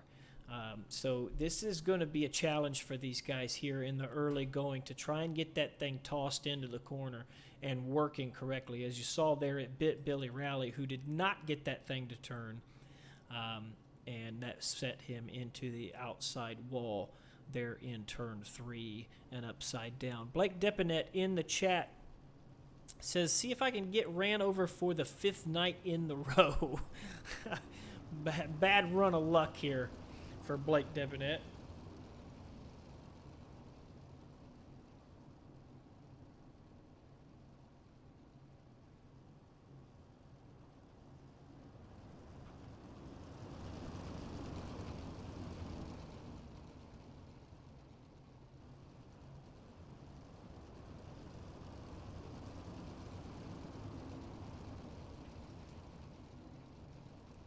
Adam Elby going to give a screen here working lap 7 in heat race number 1. Sikowski trying to hold off Kevin Hanley. Right now it is Bo Brunig in the final transfer position. He's got Todd LeBeau right there trying to get close enough to challenge him.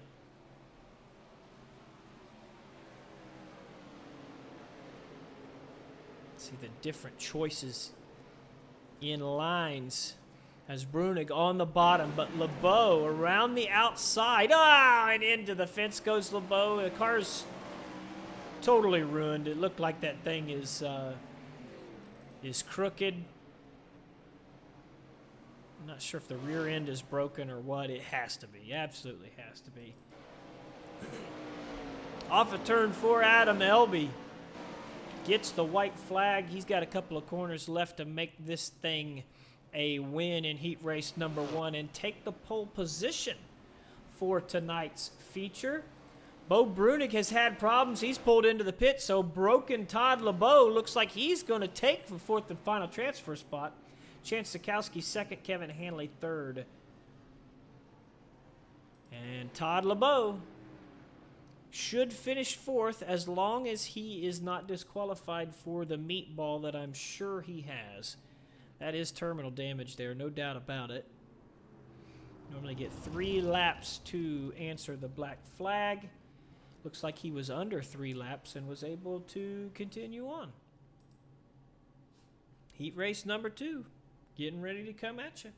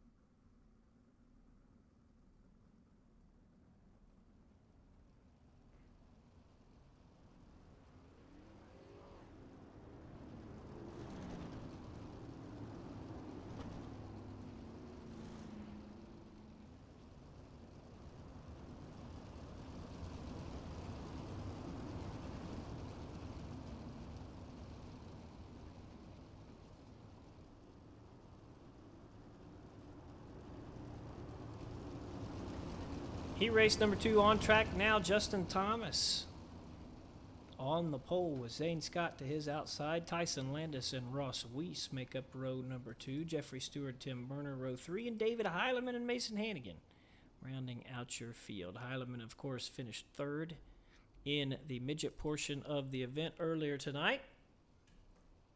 First guy we get to see try to take some more points there off of the podium.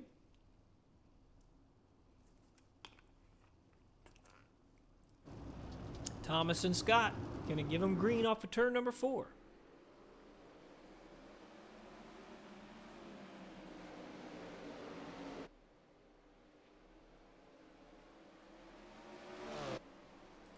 Zane Scott up the inside on Justin Thomas, putting the slider in, but into the fence goes Scott. Gets that thing straightened out. He's going to lose second place. Heileman with the big slider on the inside, working the bottom of the track. One of the only drivers doing that at the moment. Ross Weiss right now is the odd man out. Heileman into the fence. Looked like Weiss caught a little bit of it as well, so he wasn't able to pounce on Heileman's mistake.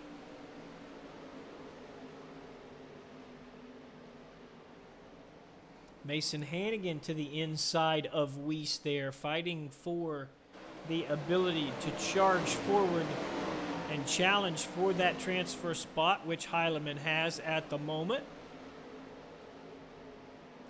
Zane Scott and Tyson Landis, Team SETI drivers, battling it out for second at the moment. Scott puts the slider in.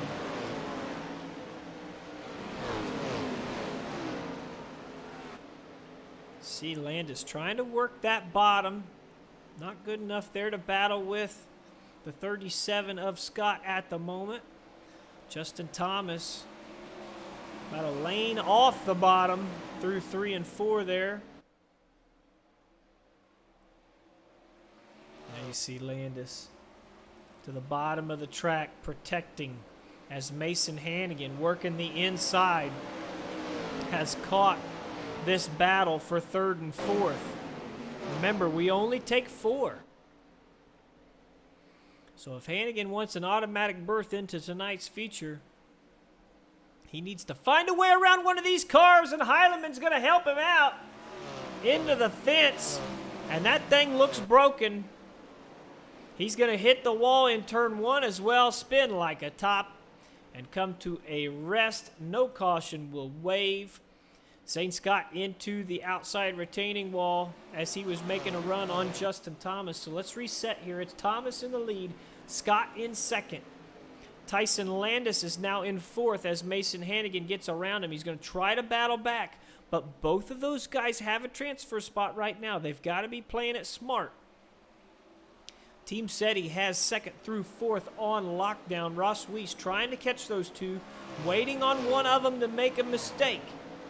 Justin Thomas through 3 and 4 on the white flag lap. He's going to take victory with Zane Scott second. Right now, Tyson Landis holds the third spot. Mason Hannigan off of 4. Who's going to win the drag race? I don't really know. I'm showing Tyson Landis as third and Mason Hannigan in fourth.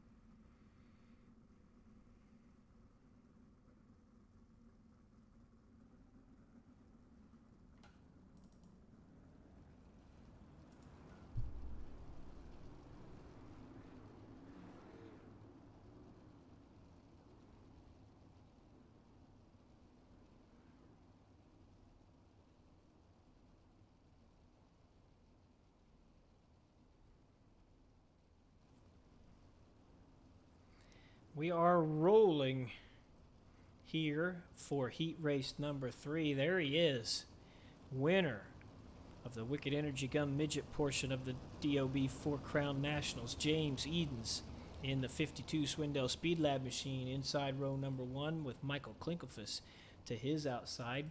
Chris Roberts and Blake Depinet, Nicholas McGathey, Trey Osborne, and James Tiernan. And the Elbows Up SimSport machine round out your field. Can I get a look at Klinkelfuss's car? I love his cars. Nice looking thing there. Well, let's go ahead and get this race kicked off. 10 laps the distance. Top 4 will advance. James Edens gives them green.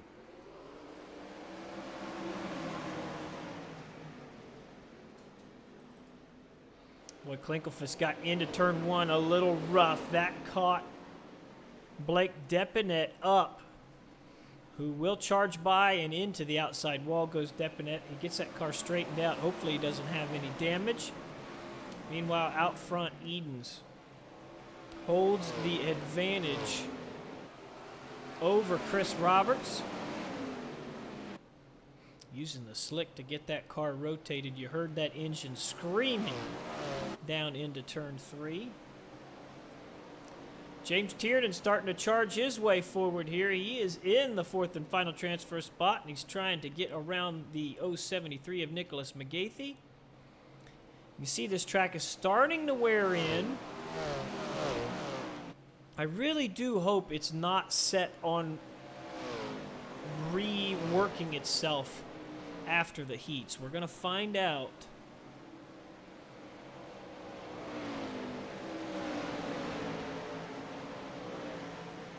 But the slicker this gets, the better this Silver Crown event will become. That added weight to the non-wing 360 just creates all kinds of problems on a wet track, but a slick track makes it so much fun. See Trey Osborne trying to fight his way into this battle right now. The 073 of Nicholas McGathey able to put a move on Chris Roberts there for second. Tiernan really into turn 1 hot. He's got a good run on him. See what he can do off of turn 2 here. McGathey trying to protect there with Roberts, and Tiernan looking to try and charge around the outside of these boys. To the outside of Roberts he goes. Boy, Tiernan's got that thing hooked up now. Looks like he's got her figured out. And he's making a charge. He's going to come up right on the rear bumper of McGathey. Try to duck to the inside. McGathey into the fence. Going to give away that spot to Tiernan, but he's not done. He's challenging back. Oh, now McGathey has the charging Osborne on the inside, who made slight contact with the inside wall there. James Edens, meanwhile, is leaving these boys in the distance. White flag is out here in heat race number 3. We are watching the transfer spot battle right now. Roberts and McGathy are in. Osborne trying to charge his way into this race. McGathy ducking down to the bottom of turn 4. Can't get Roberts. It's going to be Edens, Tiernan, Roberts, and McGathy transferring on to our A main.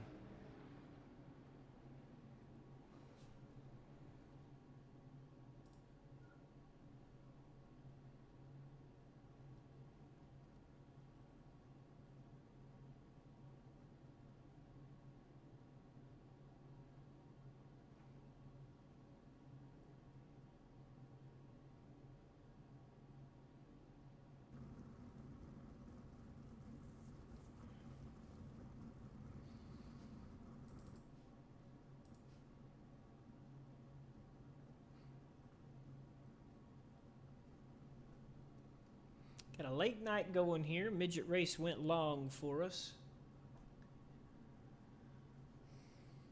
But this is the last heat race of the evening here.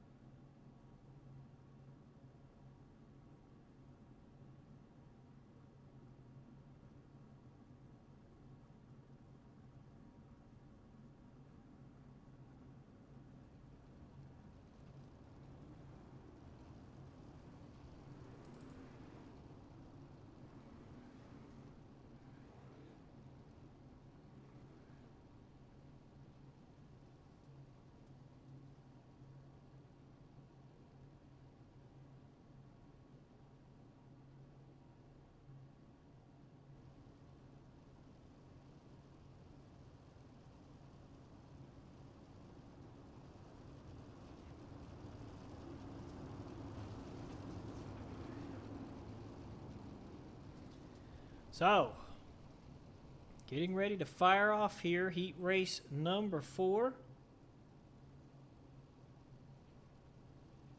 Kendall Tucker and Kevin Click make up row number 1. Connor Lane, Brad Ferrier, row 2. Anthony Marvulio, Tyler Henselman, and Mark Broderick rounding out your field. Broderick in the Jared Andretti scheme. We'll see what he can do from the rear. Tucker gives him green, got a great jump out front. Kevin Click under fire from the 054 of Connor Lane. Connor Lane, of course, finished second in the earlier midget portion of the 4 Crown here tonight. So Edens won his heat. Lane looking good in his. We saw Heilemann have trouble in his heat race. He's going to have to work his way through the lesser mains. But those are the 3 that took transfer spots, podium finishes in the midgets. See Brad Ferrier there got into the fence in 3 and 4, but he was able to gather it up. Not a whole lot of cautions so far in these heat races. I probably just jinxed us, but it's already been said. What do you do? There I did. I'm going to learn how to shut my mouth. Actually, no caution. Mark Broderick was upside down. I tried to switch to him, but he was off track quicker than I could actually get to him. So Mark Broderick out of heat race number 4. Kendall Tucker, your leader. Second place is Connor Lane. Kevin Click is third. Fourth place belongs to Tyler Henselman, who has Anthony Marvulio coming up behind, trying to sneak into that 4th and final transfer position.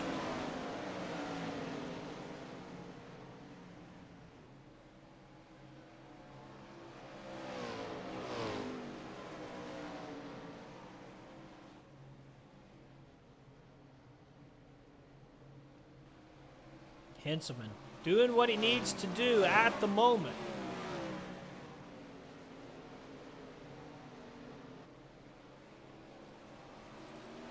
Kevin Click now around Connor Lane. Lane's going to fire back down into turn 3. We'll see who can come out with second place. Marvulio now up the inside of Henselman. He's got the 4th and final transfer spot. We'll see if Tyler can fight back off of turn 2. Ooh, those 2 cars nearly coming together there in 3. Off of 4 comes Anthony Marvulio. He's got the final transfer spot. Tucker out front in no danger from the cars behind him. Kevin Click and Connor Lane are fighting it out for that second position. And right now, Anthony Marvulio has the advantage over Tyler Henselman to qualify for tonight's feature event. White flag is out. Kendall Tucker is going to cross the line and win heat race number 4. Looks like Connor Lane will finish second, Kevin Click in third, and Anthony Marvulio will round out our guys transferring on to the A main.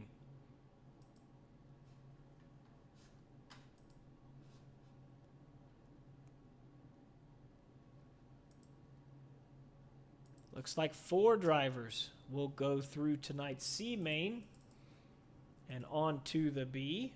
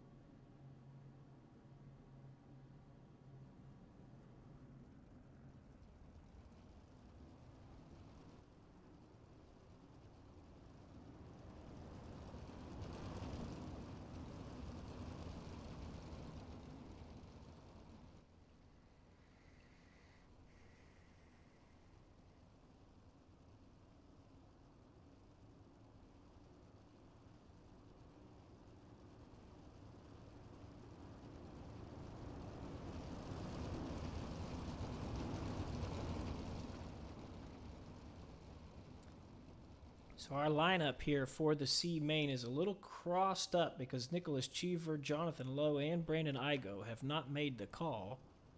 We're taking 4 out of this race. Michael Klinkelfuss and Brad Faria are row number 1. Blake Depinet and David Heidemann row 2. And Mark Broderick and Tim Berner will round out our field.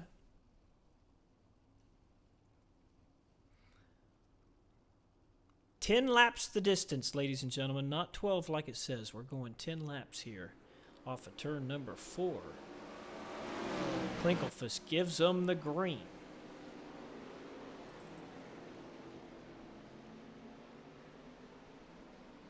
Ferry on the outside was able to hold off the charging 00 of Blake Depinet. David Heilemann right now on the bottom side of the racetrack making it work. Mark Broderick was right on his back bumper, lost a little bit of time, but you see him with that charge down the backstretch. Broderick putting himself into this battle for those 4 transfer spots. Only 10 laps, I want to remind you.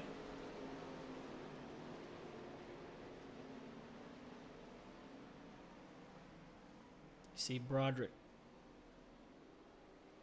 catching the rear of that 149 just at the wrong time.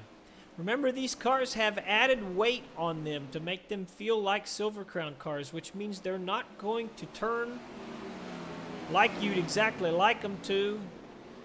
You're not going to be quite as used to it as you are with the sprint cars. The leader, Michael Klinkelfuss, into the outside retaining wall. He got all out of sorts. I want to see if that car's got damage because it does not look right. It's not. It's broke. Klinkelfuss hit the wall and broke his car. He's trying to limp it around, but it is not in good shape. Unfortunate break for Michael Klinkelfuss, who was leading this race. Now the lead belongs to Brad Faria, and he has the 149 of David Heilemann coming up behind him. Mark Broderick in third. It is Blake Depinet in fourth. Tim Berner is the odd man out at the moment. Got crossed up early on. Now he's trying to charge back. He was 2/10 faster than Depinet on the last lap. Let's see what happens on this one. Depinet with a 17.836 and Berner with an 8.52. So that has steadied just a bit. Got a race for the lead right now. Faria has it. Heilemann wants it.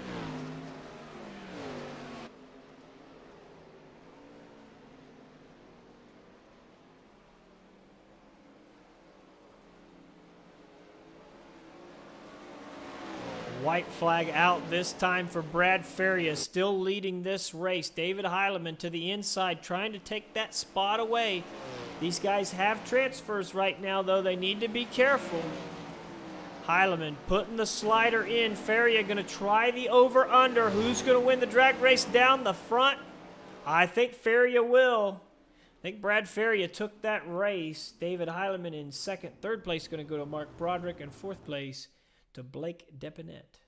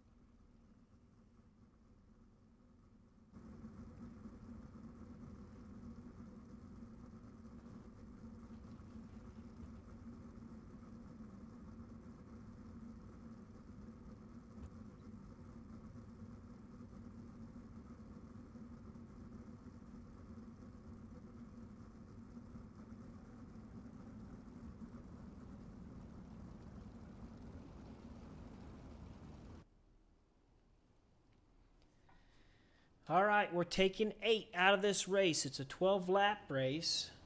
Only 2 drivers are going home. Bo Brunig and Ross Weiss on the front row. Trey Osborne, Tyler Henselman, row 2. Billy Rowley, Jeffrey Stewart, row 3. David Heilemann, Brad Faria, row 4. Mark Broderick and Blake Depinet, your 2 final starters here who have to work their way in. Okay, ladies and gentlemen. Over 3/4 of the drivers in this race will transfer on to the A main. We said this before the midget race. These guys have to be very careful to make sure they are not the first 2 drivers to crash out of this race. When we said that before the midget race, they lasted the front straightaway and then crashed 4 cars in turn 1. What will happen here as the B main gets ready to commence? 12 laps. Top 8 advance.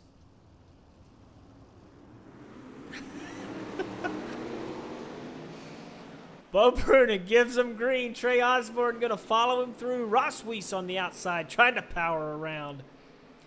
Henselman, Rowley into the fight. We got the top 5 right on top of each other, and Heilemann coming with him. I said be careful. They're not being careful. Rowley and Henselman make contact. They get it straightened out. Faria there. Rowley, however, is back to 8th. Okay, so Faria is the man in the final transfer spot right now. Blake Depinet is holding on. Tyler Henselman, however, is out. He has stopped on track. So now only one guy is going to miss the show. Right now it's Blake Depinet. I always jinx it, Wilbur. That's like my job, man. That's why they pay me, to jinx these friggin' things.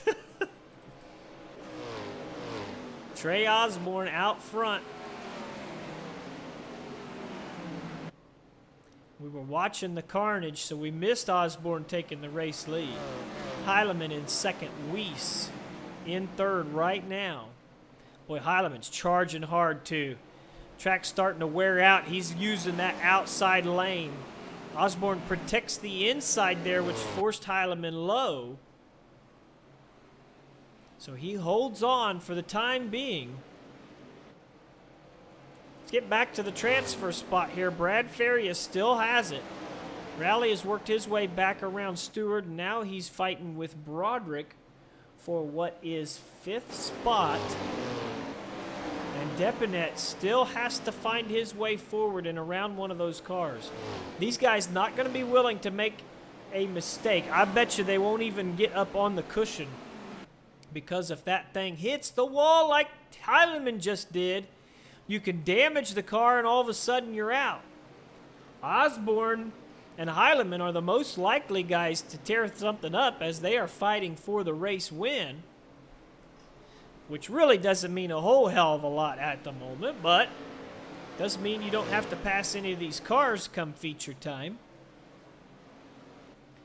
Remember, this is a 12-lap race. Top 8 advance. Blake Depinet is the only guy in danger of not transferring right now. We are watching your leader, Trey Osborne, navigate the low line around this race course. Heilemann has already been in the fence, but he's still fighting it out. He wants to win this B main. And here he's going to put a big slider on Trey Osborne. Made it stick there on the cushion. But Osborne going to slide him back into turn 1 and make a little contact with the nose of Heilemann. Heilemann probably didn't appreciate that there. Let's see if there's any sort of receipt coming. Osborne hit the fence, which crossed up Heilemann on his slide job. White flag is out. These two boys coming right down to it for the race win. Heilemann, no, nearly caught the back end of Osborne, had to lift. Osborne holding on to the race win here. Heilemann will finish second, and the only man that will not qualify for the A out of the B is the 00 of Blake Depinet, who will finish 9th.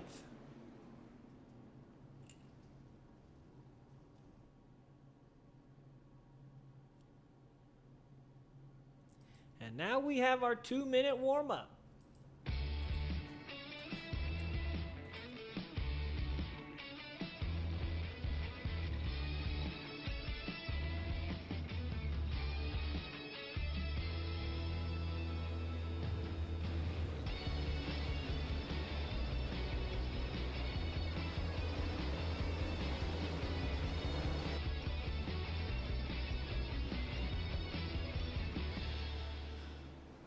Ladies and gentlemen, Wicked Relief Gum is your daily dose of CBD in the form of a chew. Each piece is 10 milligrams of CBD and absorbs 5 times faster than other products. Whether it's pain, inflammation, anxiety, or insomnia, Wicked Relief Gum offers quick and easy relief. Just go to wickedgumcbd.com and use code DOBRL for 10% off your order and free shipping on race days. That DOBRL code also works on wickedenergygum.com for a boost of energy and focus as well. Remember, Wicked Relief Gum uses CBD that is hemp-derived, which means no THC. You will not fail a drug test with its use.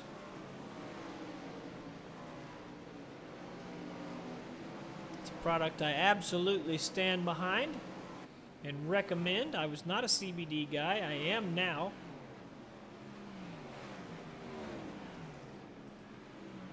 That's a good way to get it as we overlook the Love Tunnel here at the famous half-mile dirt track in virtual Rossburg, Ohio.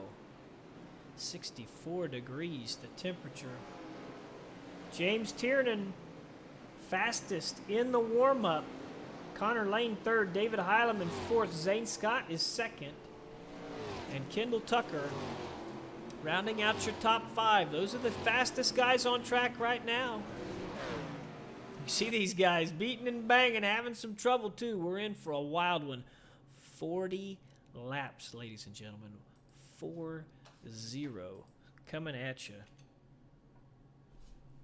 Let's hope it's not as big of a survival race, a melee, as the midget race was. Otherwise, with 40 laps, we might not have anybody there to finish.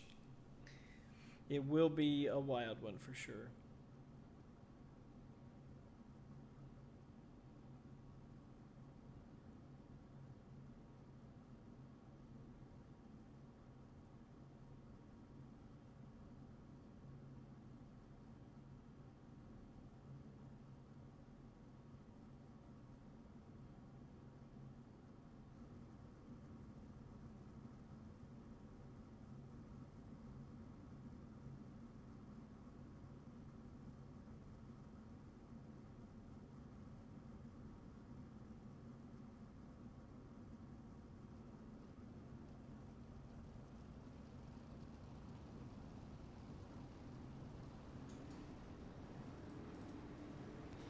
So let's talk about our lineup. Up front, it is Adam Elby and Justin Thomas in row number 1. James Edens and Kendall Tucker.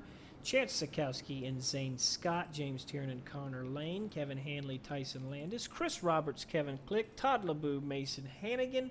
Nicholas McGathy, Anthony Marvulio. Trey Osborne, David Heileman. Ross Weiss and Billy Rowley.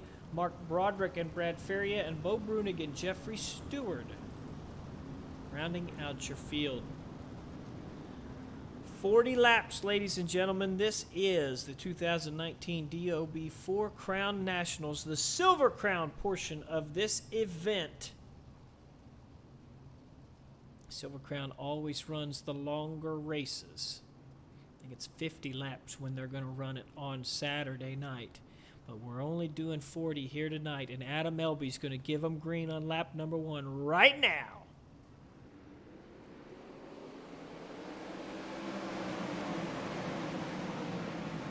Going to follow Edens into turn 1. We'll watch as these guys come through. Everybody squared away so far, playing nice. Edens under fire from Tucker and Scott on the outside. Justin Thomas has the bottom at the moment. See James Tiernan battling into this battle for what is now 5th spot. Chance Sikowski and Landis on the outside. Man, the guys on the inside are getting freight trained right now. Got to get to the top. You see Tiernan had to do a little bit of avoiding of Connor Lane there. Ooh, we got one in the fence and upside down. That's Tyson Landis.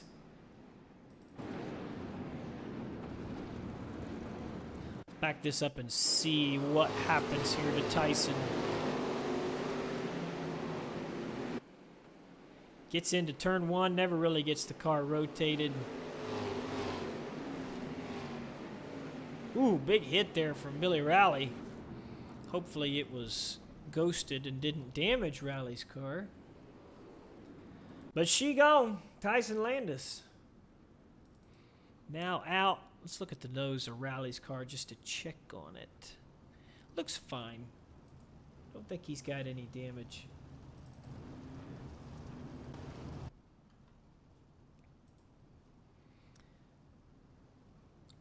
Zane Scott up 3 spots. Robertson Click up 2 into the top 10.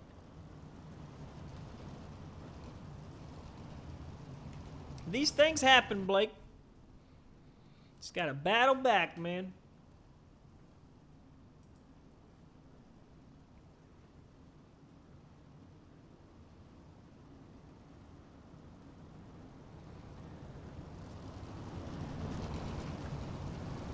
Lights going out on the pace truck. Going green next time by.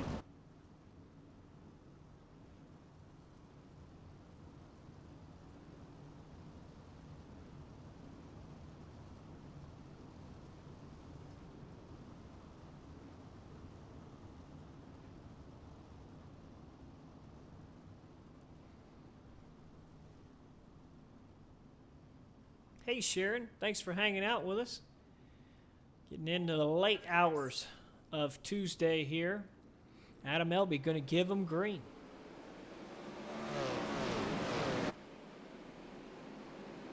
Kendall Tucker has 2nd spot over Zane Scott, Chance Sikowski, and James Edens. Battling it out there in the top 5. You see Scott and Sikowski get into the fence. That allows Edens and Tiernan to charge forward. Whoa, big crash there as Tucker into the fence, collects Zane Scott. James Tiernan got a piece of it as well. Wow, Kendall Tucker, that was a big one. Let's back this up and see what happens. Same thing that happened to Landis. That car hooked.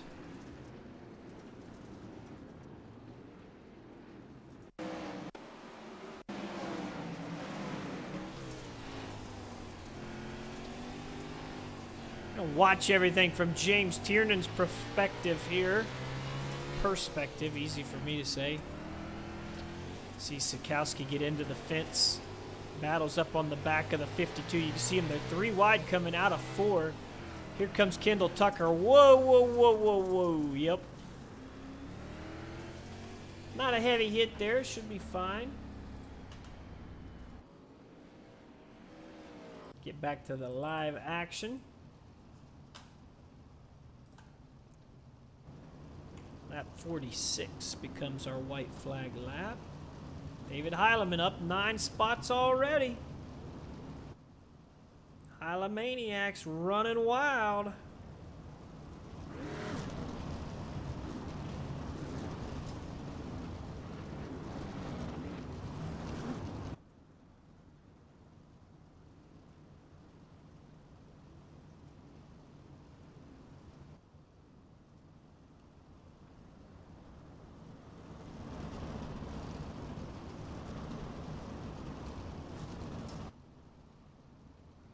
Adam Elby going to give him green once more. This time he's got his Swindell Speed Lab teammate on his rear bumper. This is the opposite of what we saw on the midget race. It was Edens and Elby chasing in the early going. What happened to Zane Scott?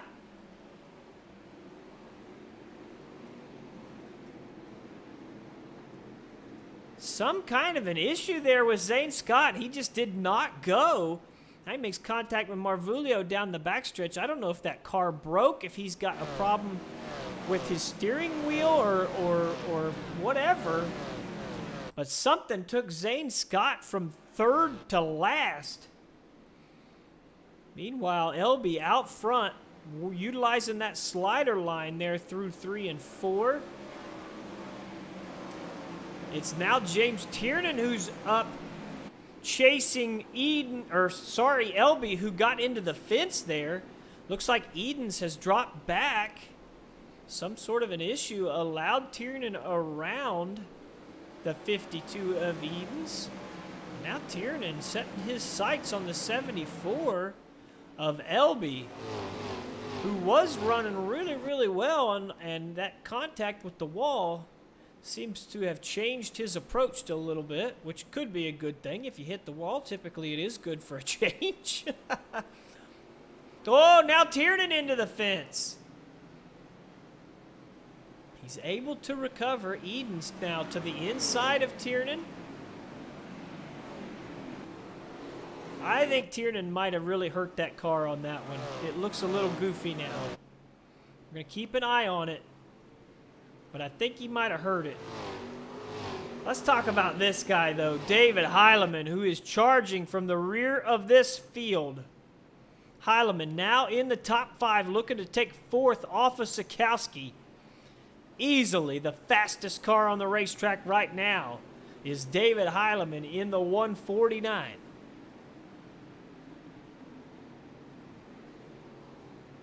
Heileman catching the rear of the 98 at the moment. It is a long race. We said 40-lap race. Heileman into the fence. I was just about to start talking patience. He is the fastest car on the racetrack, but when you're the fastest car on the racetrack, you don't have to drive super, super aggressive. Not saying that he is, but he's got to have that in the back of his mind, knowing that he's got time to get to the front. There's probably going to be more cautions. Yeah, hell, maybe that backfires, but you can't tear the wall down either. There, Osborne making a charge forward as well. He won the B main. He's up to 8th now, doing battle with Chris Roberts. Behind them is Kevin Click. Let's go back here where Billy Rowley, Mason Hannigan are doing battle in front of Mark Broderick. You can see McGeethy up there as well. Kevin Hanley.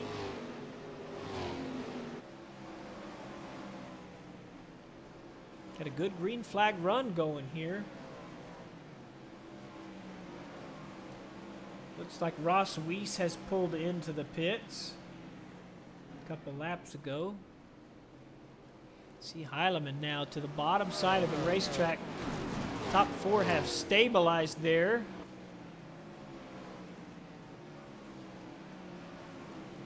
These guys are going to start eating up lap traffic real soon.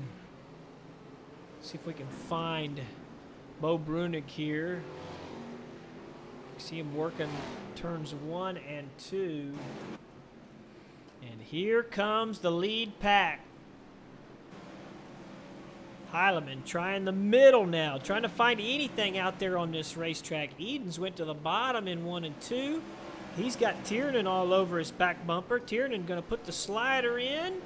Up the racetrack goes James Tiernan. James Edens with the over-under. Should be able to clear Tiernan down the back stretch, but he's going to hold that bottom.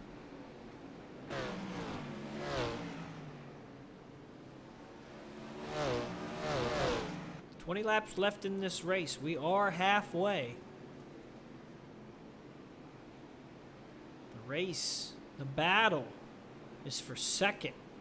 As David Heilemann starts to pull forward here on James Edens. He gets crossed up there in turn 3, allows Tiernan back by to take third spot once more.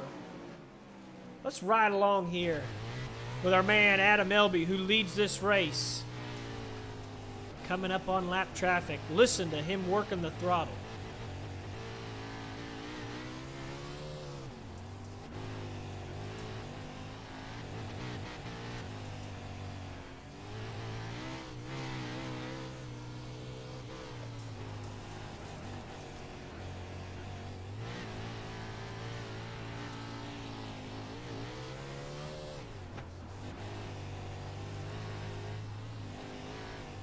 Now back to David Heilemann, who's battling for second.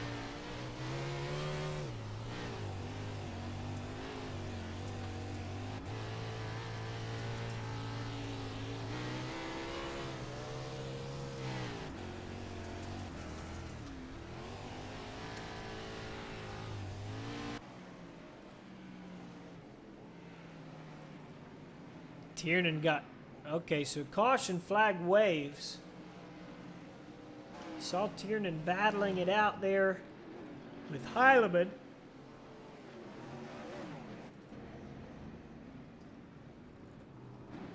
They got caught up in lap traffic.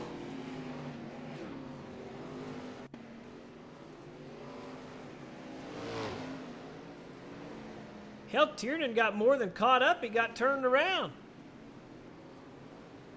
Into the fence there in turn 1. Tiernan brings out the yellow and spins around. In normal iRacing competition, he would hold that spot, but James Tiernan going to have to take an end-of-line penalty in DOB competition. So from 2nd to 17th goes James Tiernan. One of the fastest cars on the track now has to charge his way from the rear. Lap 49 becomes our white flag lap. We had a lot of green flag laps there that got us going pretty well. Heilemann up 16 spots is our hard charger, and he now has Adam Elby right in front of him.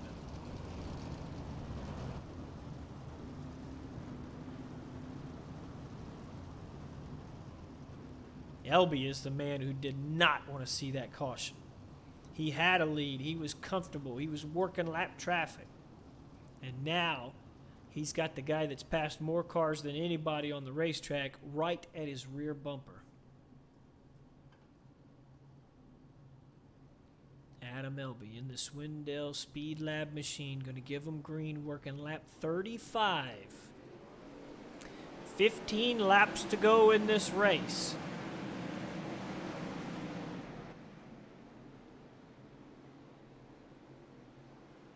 Good start for Elby. Heilemann rolling the cushion right now. See Chance Sikowski back up there in the top 5. Justin Thomas is taking over the 3rd spot. We've got to watch the battle for the lead, however, because these guys are right on top of each other. They're trying different lines. You see Elby working the slider line. Heilemann stayed on the top, and he's got to run. Ooh, Elby into the fence. Heilemann makes contact there. Let's see who recovers the fastest. Looks like Heilemann, who will move into the race lead. Elby now hooked back up on the cushion. We'll see what he can do here. to try and come back at David Heilemann. To the bottom side of the track goes Elby, trying that once more. But it looks like Heilemann has the preferred line as we go to caution.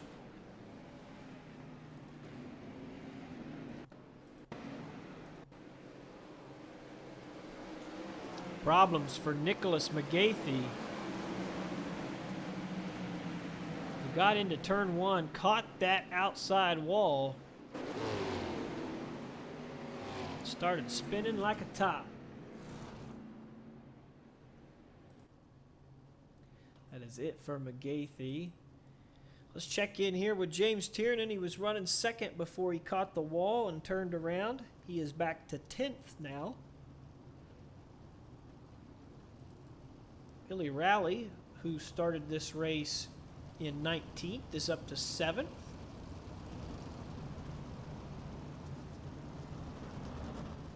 But the story is the man out front who's passed 17 cars to get there, David Heilemann, from second place in the B. Actually, he come through the C, didn't he? Heilemann through the C to get this far forward in the A. Nothing short of amazing.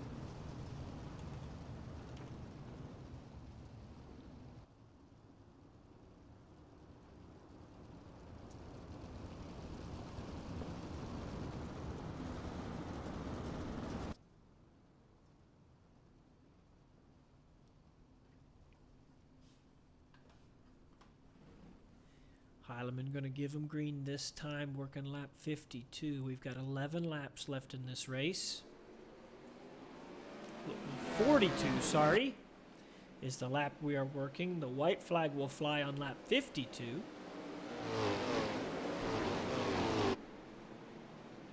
Elby to the bottom of the racetrack.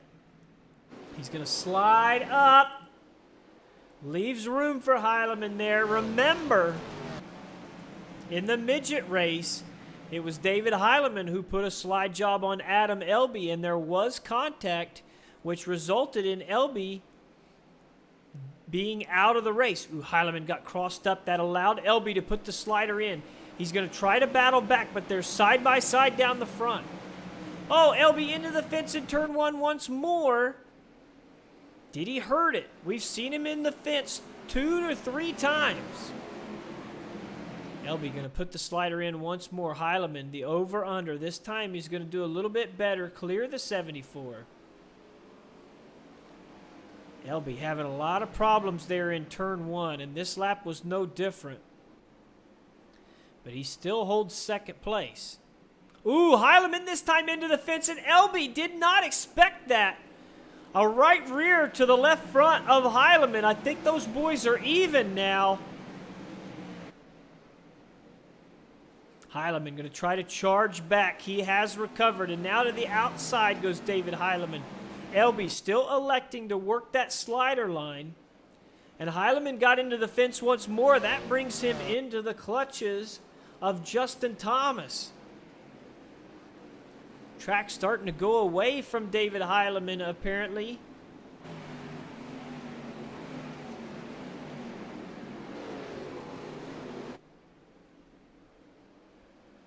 So the Swindell Speed Lab driver of Adam Elby back out front. David Heilemann has got to do some charging to catch the tail tank of that 74. Chris Roberts right now up to the 4th position. Chance Sikowski still holding on to a top 5 finish at the moment. Justin Thomas has worked his way onto the podium as the laps wind down. Remember, lap 52, the white flag will wave.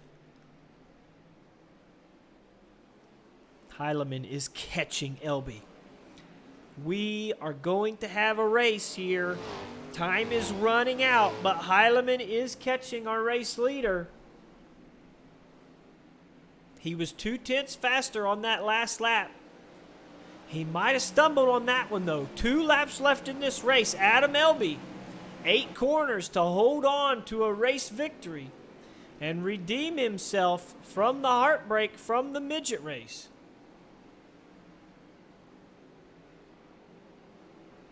Elby off at turn 4.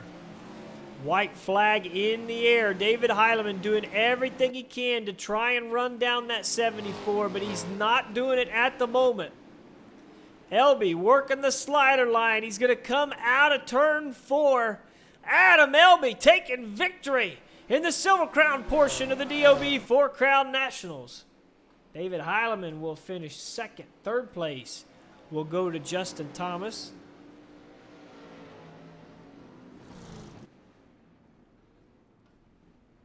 That will be your podium finishers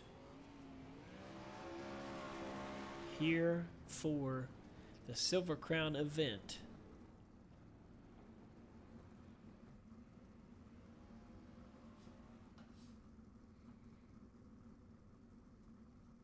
We're going to get these guys in Discord here in moments, trying to get an interview.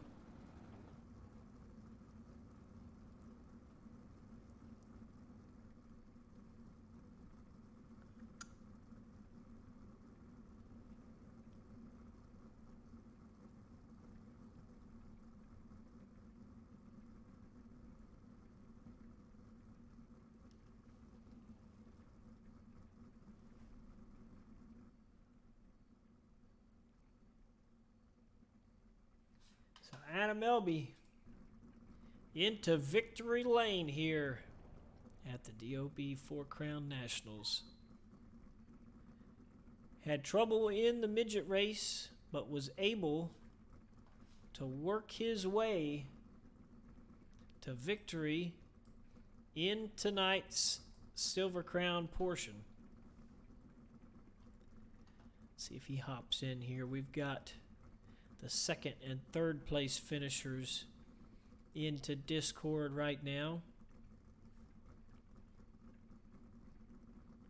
Now we've got him in the broadcast booth, the man sitting in victory lane right now, Adam Elby, who has turned his fortunes around here tonight after heartbreak in the midget race. Adam Elby taking victory in the Silver Crown portion of the DOB 4 Crown Nationals. Adam, you started on the pole here tonight, but it was not an easy one. Talk to us about that race and how you were able to survive.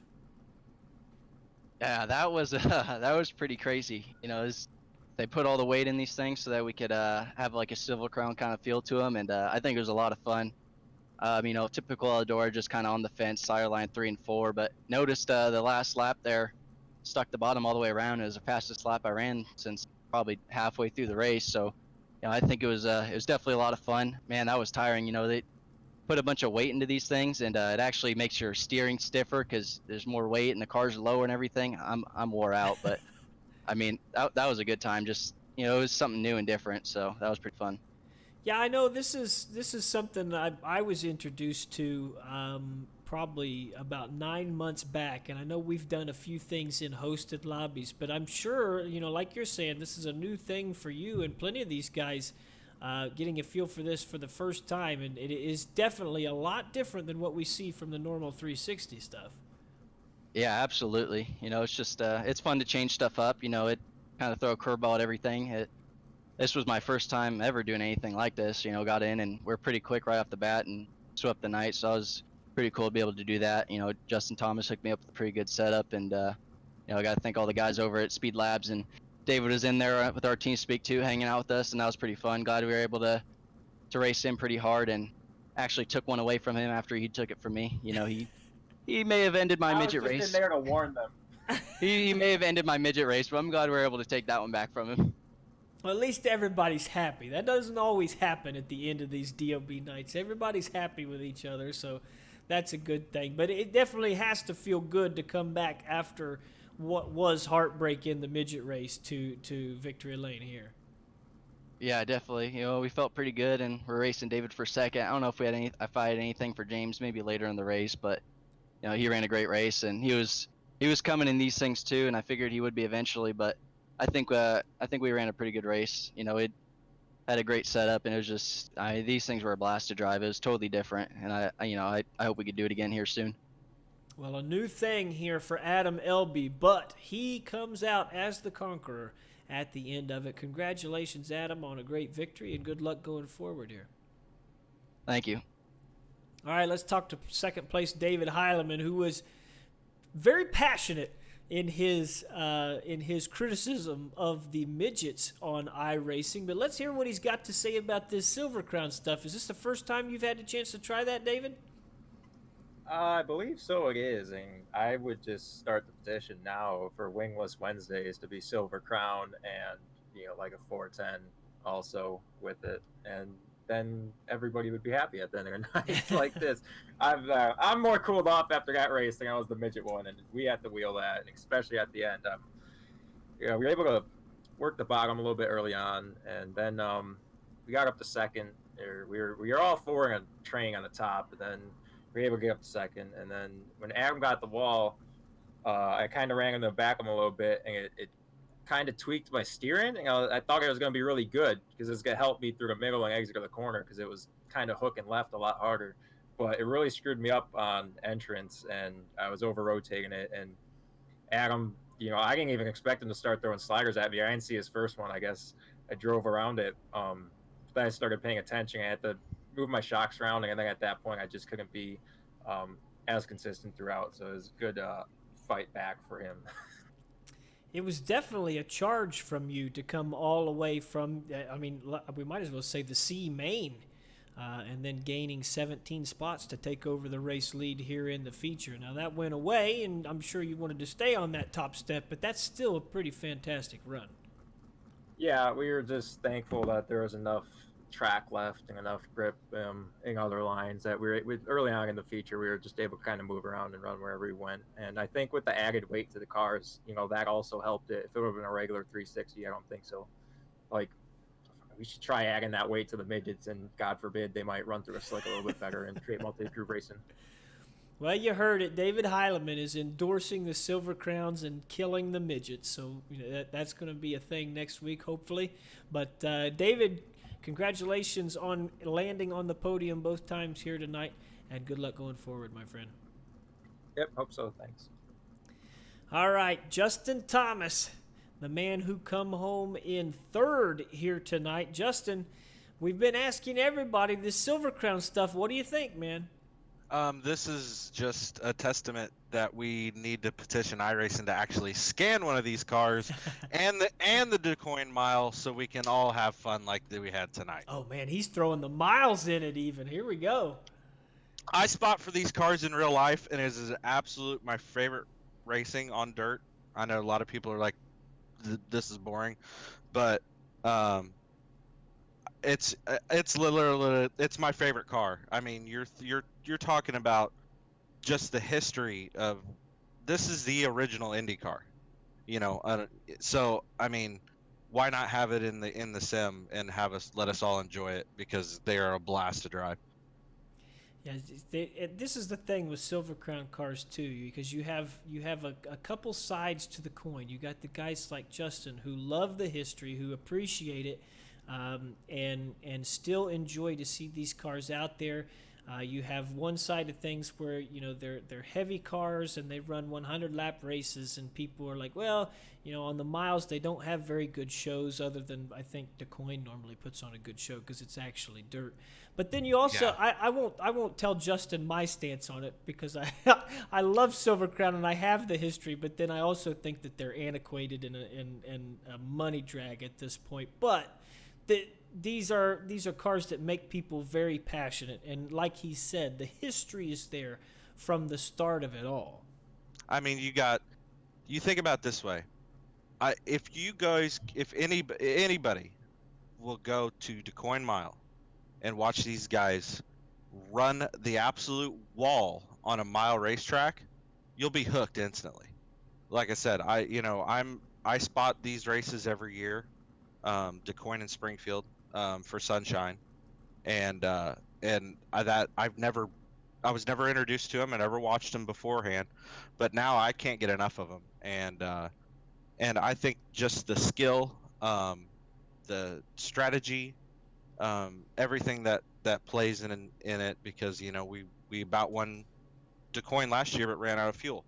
You know, it's just just a lot of, you know, different things that, you know, that can add another aspect to dirt on iRacing because, you know, I there at the beginning of the race tonight, I was thinking I was gonna just pull a Cody Swanson and just run the bottom and just try and save my car, and then when there's 20, you know, 15, 20 laps to go, then I was gonna go, and I got up to David. You know, I was up there in the fight, but then I got too excited and lost some speed. But I mean, that's just another one of those aspects to this sim that I think would a lot of people would enjoy, and it might get more asphalt guys over here knowing that we have something like that. Well, you heard it. Everybody endorsing the Silver Crown stuff here, and JT making a big push for it as well. Justin, congratulations on a third place finish, and good luck going forward, my friend. Yep, I want to give a shout out to my guys at Mode. You know, they ran their pro race tonight. Phil had a solid run. Of course, all my buddies, you know, over at the Speed Lab, we didn't have an idea on what to run here, so I kind of had something deep in the folder, and it worked out pretty well. So, and thanks to Chris and Anthony for putting this deal on. There you have it. Justin Thomas finishing third in the Silver Crown portion of the Four Crown Nationals here tonight. And you know, everybody enjoyed running the Silver Crown cars here tonight. It's a different thing in iRacing. Like we said, we had to make an adjustment to the cars to make it all possible. But that, you know, there's a lot of history there as people talk about in real life too. And I got to say, I talk a lot of smack about Silver Crown cars, but one of the best races I've ever seen in my life was the Hoosier 100. I think it was 1996. And I sat there and watched Mike Bliss and Dave Darlin and Jack Hewitt and Kenny Irwin. And I can't remember if Stewart was there or not, because Stewart was into the Indy cars at that time. So I don't think he was, because 96 would have been the year that he took over for Brayton. No, Gaius took over for Brayton. Either way, I don't think Tony Stewart was there, but they put on one hell of a show. Of course, it's changed a lot. You know, the fairgrounds at Indianapolis became mostly sand, and then actually this year they canceled everything because they're going to put artificial turf in. So things changing for the Silver Crown cars, but definitely a lot of history and the potential to run really good races. They're going to put on, USAC's going to put on 3 absolutely unique races at the Eldora Speedway on Saturday night. Hopefully we'll see you there. We'll be there, so come out and hang out with us if you're going to make it out. We'll be there to hang out for sure. But thanks everybody for watching. We'll be back tomorrow night with the finale of the DOB 4 Crown Nationals, and then Thursday night we'll be back as well for the normal 410-305 schedule. So we will catch you later.